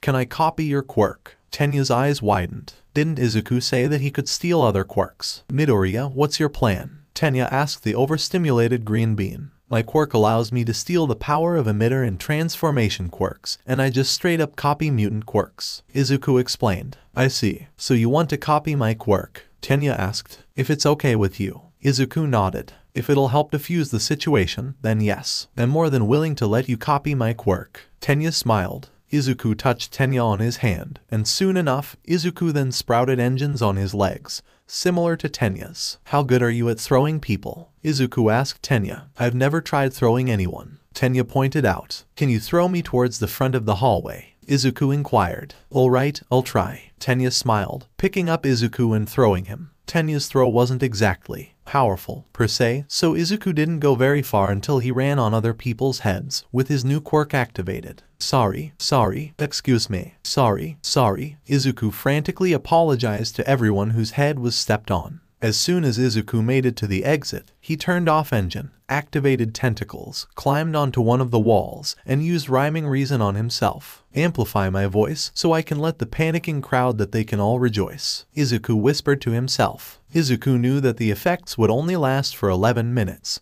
since there were 11 words between his rhyme, so he needed to quickly get his point across. Everyone, please calm down. The press has trespassed onto the school grounds and the teachers are dealing with the issue. Please calm down and walk to your designated evacuation point so that the staff knows your location. Once this is done, we can all return to our normal school day, Izuku informed everyone, his voice amplified. As soon as Izuku's voice amplification wore off, Izuku deactivated tentacles, reactivated engine, and ran back to Tenya as everyone exited the building in a calmer manner. That was really cool, Mina complimented as she and Tsuyu followed behind the others, walking alongside them. You saved us from a bunch of trouble. Thanks, I guess. Izuku shrugged, still a bit shaken up from what just happened. Class 1A made it to their designated evacuation spot without trouble. Almost everyone in the class was praising Izuku for his quick thinking and for taking charge of the emergency situation. Quirkologist, are you okay? Katsuki ran up to Izuku with a concerned look on his face. I'm fine, 𝐾𝐞𝐾. Izuku stuttered, holding on tight to his childhood friend. If you need to cry, feel free to do so, I won't judge you, and if anyone has the nerve to judge based on how you convey emotions, I'll blow up those freaks so much, they won't be able to feel their own heads. Katsuki told Izuku, as the green bean casserole dove his head into the jalapeno's chest, starting to silently sob in the comfort of closeness. This intrigued Tenya, who was nearby. He knew that Izuku and Katsuki were close to each other, but he didn't think this close. Then it made Tenya think, why exactly does Katsuki call Izuku Quirkologist? That Q-go, is Midoriya alright? Tenya asked Katsuki. He'll hopefully be fine. The crowd and the noise of the alarm was definitely too much for him. Katsuki replied, gently rocking Izuku back and forth. Now may I ask you another thing? Go ahead, glasses. Why exactly do you call Midoriya Quirkologist? When Uraraka presumed that you call him that, because you're bad with names, you and him had a look on your faces that said, that isn't it. Katsuki remained silent for a moment, whispering something to Izuku. Is it okay if I tell Ida the meaning behind your nickname? Katsuki asked the green bean, who was still crying in Katsuki's chest. He nodded. Katsuki gestured for Tenya to come closer to him, so nobody would hear him. It all started in junior high, the beginning of it to be exact. Quirkologist was mocked constantly because Katsuki trailed off, soon coming back into what he was saying. Izuku is different than most other people, not only because of his quirk, but also, Izuku is autistic. He is on the autism spectrum, and he was bullied for being different. Even back then, he was amazing at analyzing quirks, even without his evaluate quirk. Though everyone made fun of him for engaging in analysis. Not only that, he was also bullied before that, simply for being different. You see, back when Izuku was 8, he had a pair of noise-canceling headphones with him anytime it was too loud for him. He used them up until he was 11, which was when he started to get mocked for wearing them, so he stopped wearing them. And even in junior high, he was bullied for being autistic. I was pressured into joining in, but I never gave in. It didn't help that our old school accepted bullying. So, I did the best thing I knew I could do. People would often call him dumb or unnatural, or the most bitch out of all of them would dare to call him retard. So what did I do? I gave him a nickname that made him feel like he belonged. One miserable day, I asked him about the stuff that he'd been called, and so, with his permission, I gave him the nickname Quirkologist. Tenya smiled a teary smile, feeling sorry for what the green bean had to go through during junior high. Then, he had gained the courage that most people didn't know about him. I see. Well, if Izuku's listening in, I'm autistic, too, Tenya told both Katsuki and Izuku. Katsuki perked up, starting to smile. That's good to hear. Now I know that I can trust you. And I think Izuku is happy to know that as well. Katsuki told Tenya, making him smile. A few seconds pass, then Izuku lifts his face, now covered in tears, off of Katsuki's chest, which was now also covered in the broccoli boy's tears. "Thank you, Ten." Izuku smiled, shakily, his voice also pretty shaky. "You're welcome, my friend." Tenya smiled. Then, Izuku walked forward and hugged Tenya tightly. Midoriya, you don't have to hug me," Tenya exclaimed, awkwardly trying to push away the green bean's grip. However, Izuku refused to release his death hold on him. Instead, he hugged Tenya tighter, causing Tenya to flinch a little, but smile. Soon, Aizawa came round, as Izuku let go of Tenya. "You're all here, good work." Aizawa spoke up a minute later when he rounded the corner. "Midoriya, Principal Nezu wants to see you after school today." Why yes, Aizawa-sensei." Izuku nodded, his voice still kind of shaky. "CC, can I ask why Lunch Rush saw what you did during the emergency, and how you managed to let everyone know what was going on with the reporters. He told Nezu and the principal wants to personally thank you." Aizawa informed his class's vice representative. "Yes, SSS-sensei." Izuku couldn't stop the small happy smile that formed on his face. "But I CC can't take all of the CR credit. 𝗳𝗏 managed to spot the PP press intruding, and told me that. And he'll let me copy his quirk, which made it easier for me to crowd 𝗧𝗧𝗏 to let everyone know about how the press was intruding. Now that the police are dealing with the intruders, we can resume our normal school activities." Aizawa informed the class as he led them back to their classroom. Though, what nobody knew was that the barrier that was supposed to keep intruders out of UA had somehow been disintegrated. It was turned to dust somehow, and with none of the reporters having a quirk capable of that. The situation, as it seemed, was quite mysterious. Nezu had already gotten Power Loader to look at the barrier to see what had happened. But both of them were just overseeing the issue. Clearly there was trouble about to arise, a threat that nobody was expecting. Izuku stood nervously outside Principal Nezu's office. It was after school and the broccoli boy had reported as requested. He knew, according to Aizawa, that the principal wanted to thank him for his actions in the hallway during the break-in. Still, this was the principal of UA High, for crying out loud. Izuku knew Nezu was a pro hero too, one of the top investigation heroes in the world. It only made sense that he was quite nervous to meet the principal because of that. "Feel free to come in, Midoriya." Nezu chuckled, and Izuku started as he realized the door to the office had been opened while he was thinking. Nezu chuckled as he motioned for Izuku to follow him into the office. Izuku was offered a seat and the multi-quirk teen sat down. Nezu went around his desk and hopped up into his chair. Once the two were settled, Nezu smiled at the teen. "First, I'd like to thank you for your actions today, Midoriya. They were prompt, efficient, and, most of all, successful. You handled that situation like a true pro hero." "You're welcome, Mr. Nezu." Izuku bowed. "But I can't take all of the credit. Tenya managed to spot the press intruding, and told me that the press was intruding, and he let me copy his quirk, which made it easier for me to crowd surf to let everyone know about how the press was intruding." "I see. Well, I'll thank him personally tomorrow." Nezu smiled. "Now I was thinking, would you be willing to help me in Power Loader with an investigation?" "What kind?" Izuku inquired. "When I got Power Loader to check what happened to the barrier, and he told me that it was disintegrated. And so, I wanted to see if you wanted to help us out and see what could have caused it." Nezu offered. "Sure," Izuku replied. "Alright, head outside and check back with me tomorrow to tell me your findings," Nezu instructed. "Okay, thank you very much." Izuku bowed again, getting up from his seat. "Bye, Mr. Nezu. See you tomorrow, Izuku," Nezu replied. Izuku left the office, making his way towards the now destroyed barrier of UA. As Izuku was investigating, Katsuki ran up to him. "Quirkologist, how'd the meeting with Nezu go?" Katsuki asked Izuku. "It went fine. And he wants me to look at the remains of the UA barrier. Apparently that's how the press managed to intrude on the campus. Somehow it was destroyed," Izuku explained. "Oh really? What did it look like?"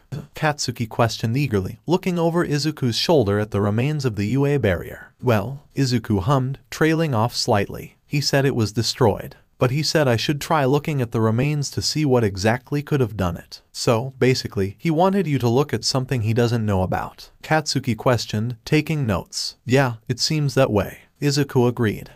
Sounds exciting." Katsuki grinned. "Yeah, but," Izuku sighed, a frown forming on his face. "I know why he wants me to check out what happened, but it sounds kinda dangerous to do. Definitely a villain out there who wants to attack UA." Meanwhile, in a bar-like setting, two villains were talking. One looked like he was made up of purple fog, and the other had light blue hair and looked like he needed some chapstick. Did you find out more about the boy's whereabouts? The fog guy inquired. Of course I have. And I figured out the best way to finally get him to join the league. And that is, we attack the unforeseen simulation joint. It's connected to the place where All Might teaches, UA.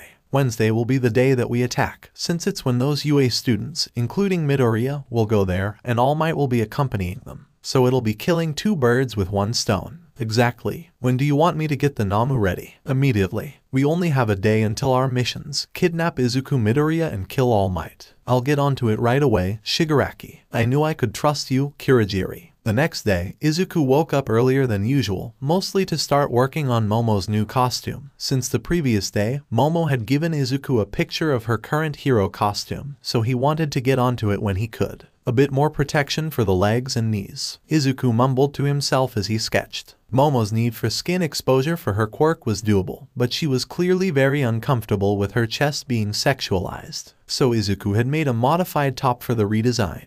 It would provide support like a sports bra while covering Momo's breasts and neck. A zipper would hold the top closed, but also make it possible to create more skin exposure if absolutely necessary. This would also leave the majority of her back exposed, the largest amount of surface area on the human body, so she could easily create larger items. The shorts he'd sketched would cover more than her current leotard did as well. They went down to just above mid-thigh and had a utility belt stitched onto them, allowing Momo to carry supplies into the field. This left her stomach fully exposed from just under the top down to her hips, another large skin surface area she could use for bigger creations. This left more of her arms revealed for making small items on the fly. He also incorporated some elbow pads to protect the joint and enable Momo to throw elbow strikes with more force if necessary. Finally, he was finishing up his sketch with her boots. The ones she currently had were heeled, which wasn't as practical for Momo's mobility. So he'd made the design with standard soles and had them go up to just under her knee. The sketch added shin guards to protect her legs and allow the option of more damaging kicks. A set of knee pads to protect her joints, and he felt the design was complete. Momo was covered and protected better, but still had her back, stomach, and most of her arms and legs completely exposed for her quirk. After he finished his design, Izuku went out for his morning run. Though, this time, it would be different. Izuku wore longer pants, so he could hide the fact that he was using Engine, aka his new quirk he had gotten from his second best friend. Izuku wanted to train it, so he could control it better. Plus, it would be useful for running or fighting, especially if he ever needed to flee from something, like, say, a building that was about to fall down. Today he would focus on strengthening his speed, so he could avoid falling flat on his face after running laps. His endurance was also important, though it didn't hurt his overall agility in a fight, so he was already improving his stamina levels. The training he was doing was a nice distraction, and he found that he liked having his mind focused on something. It allowed him to keep his emotions and thoughts in check during his workouts. Once he got home and changed clothes, he headed downstairs to watch TV. Izuku loved watching the news and staying up to date with the world. It seemed to calm and ease him enough to relax. The latest story on the news was about the press trespassing onto UA yesterday, and that they would be forced to apologize to the entire staff for causing an entire ruckus. Hey, serves them right. Izuku chuckled, taking notes about most of the stories covered. As for the disintegration of the UA barrier, the cause of it is currently unknown.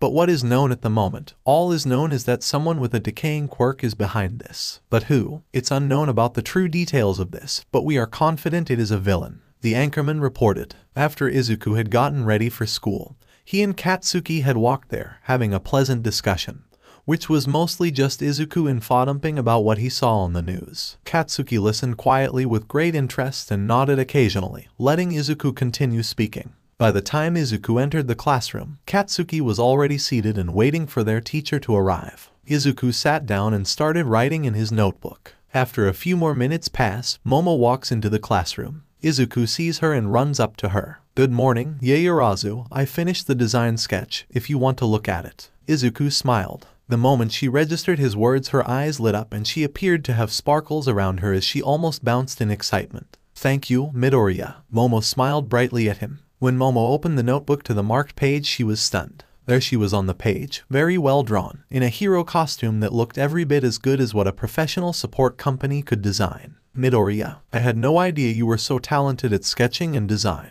Momo was very surprised with the amount of effort the broccoli boy had put in the design. Izuku rubbed the back of his head and fought against the smile that tried its hardest to form. He wasn't exactly used to getting compliments from people, especially smart people like Momo. "I've just had a lot of practice sketching over the years." Izuku waved off, trying less and less to hide the smile that was forming on his face. Momo smiled back and then said, "Well, it looks wonderful. I can't wait to give it to the support company so they can upgrade my costume." She gave a thumbs up. Izuku smiled at this. Maybe for once, he could belong somewhere and not get bullied for simply being different from everyone else. Not everyone has a quirk that would belong to a villain, after all. Oh, and then there was his autism as well.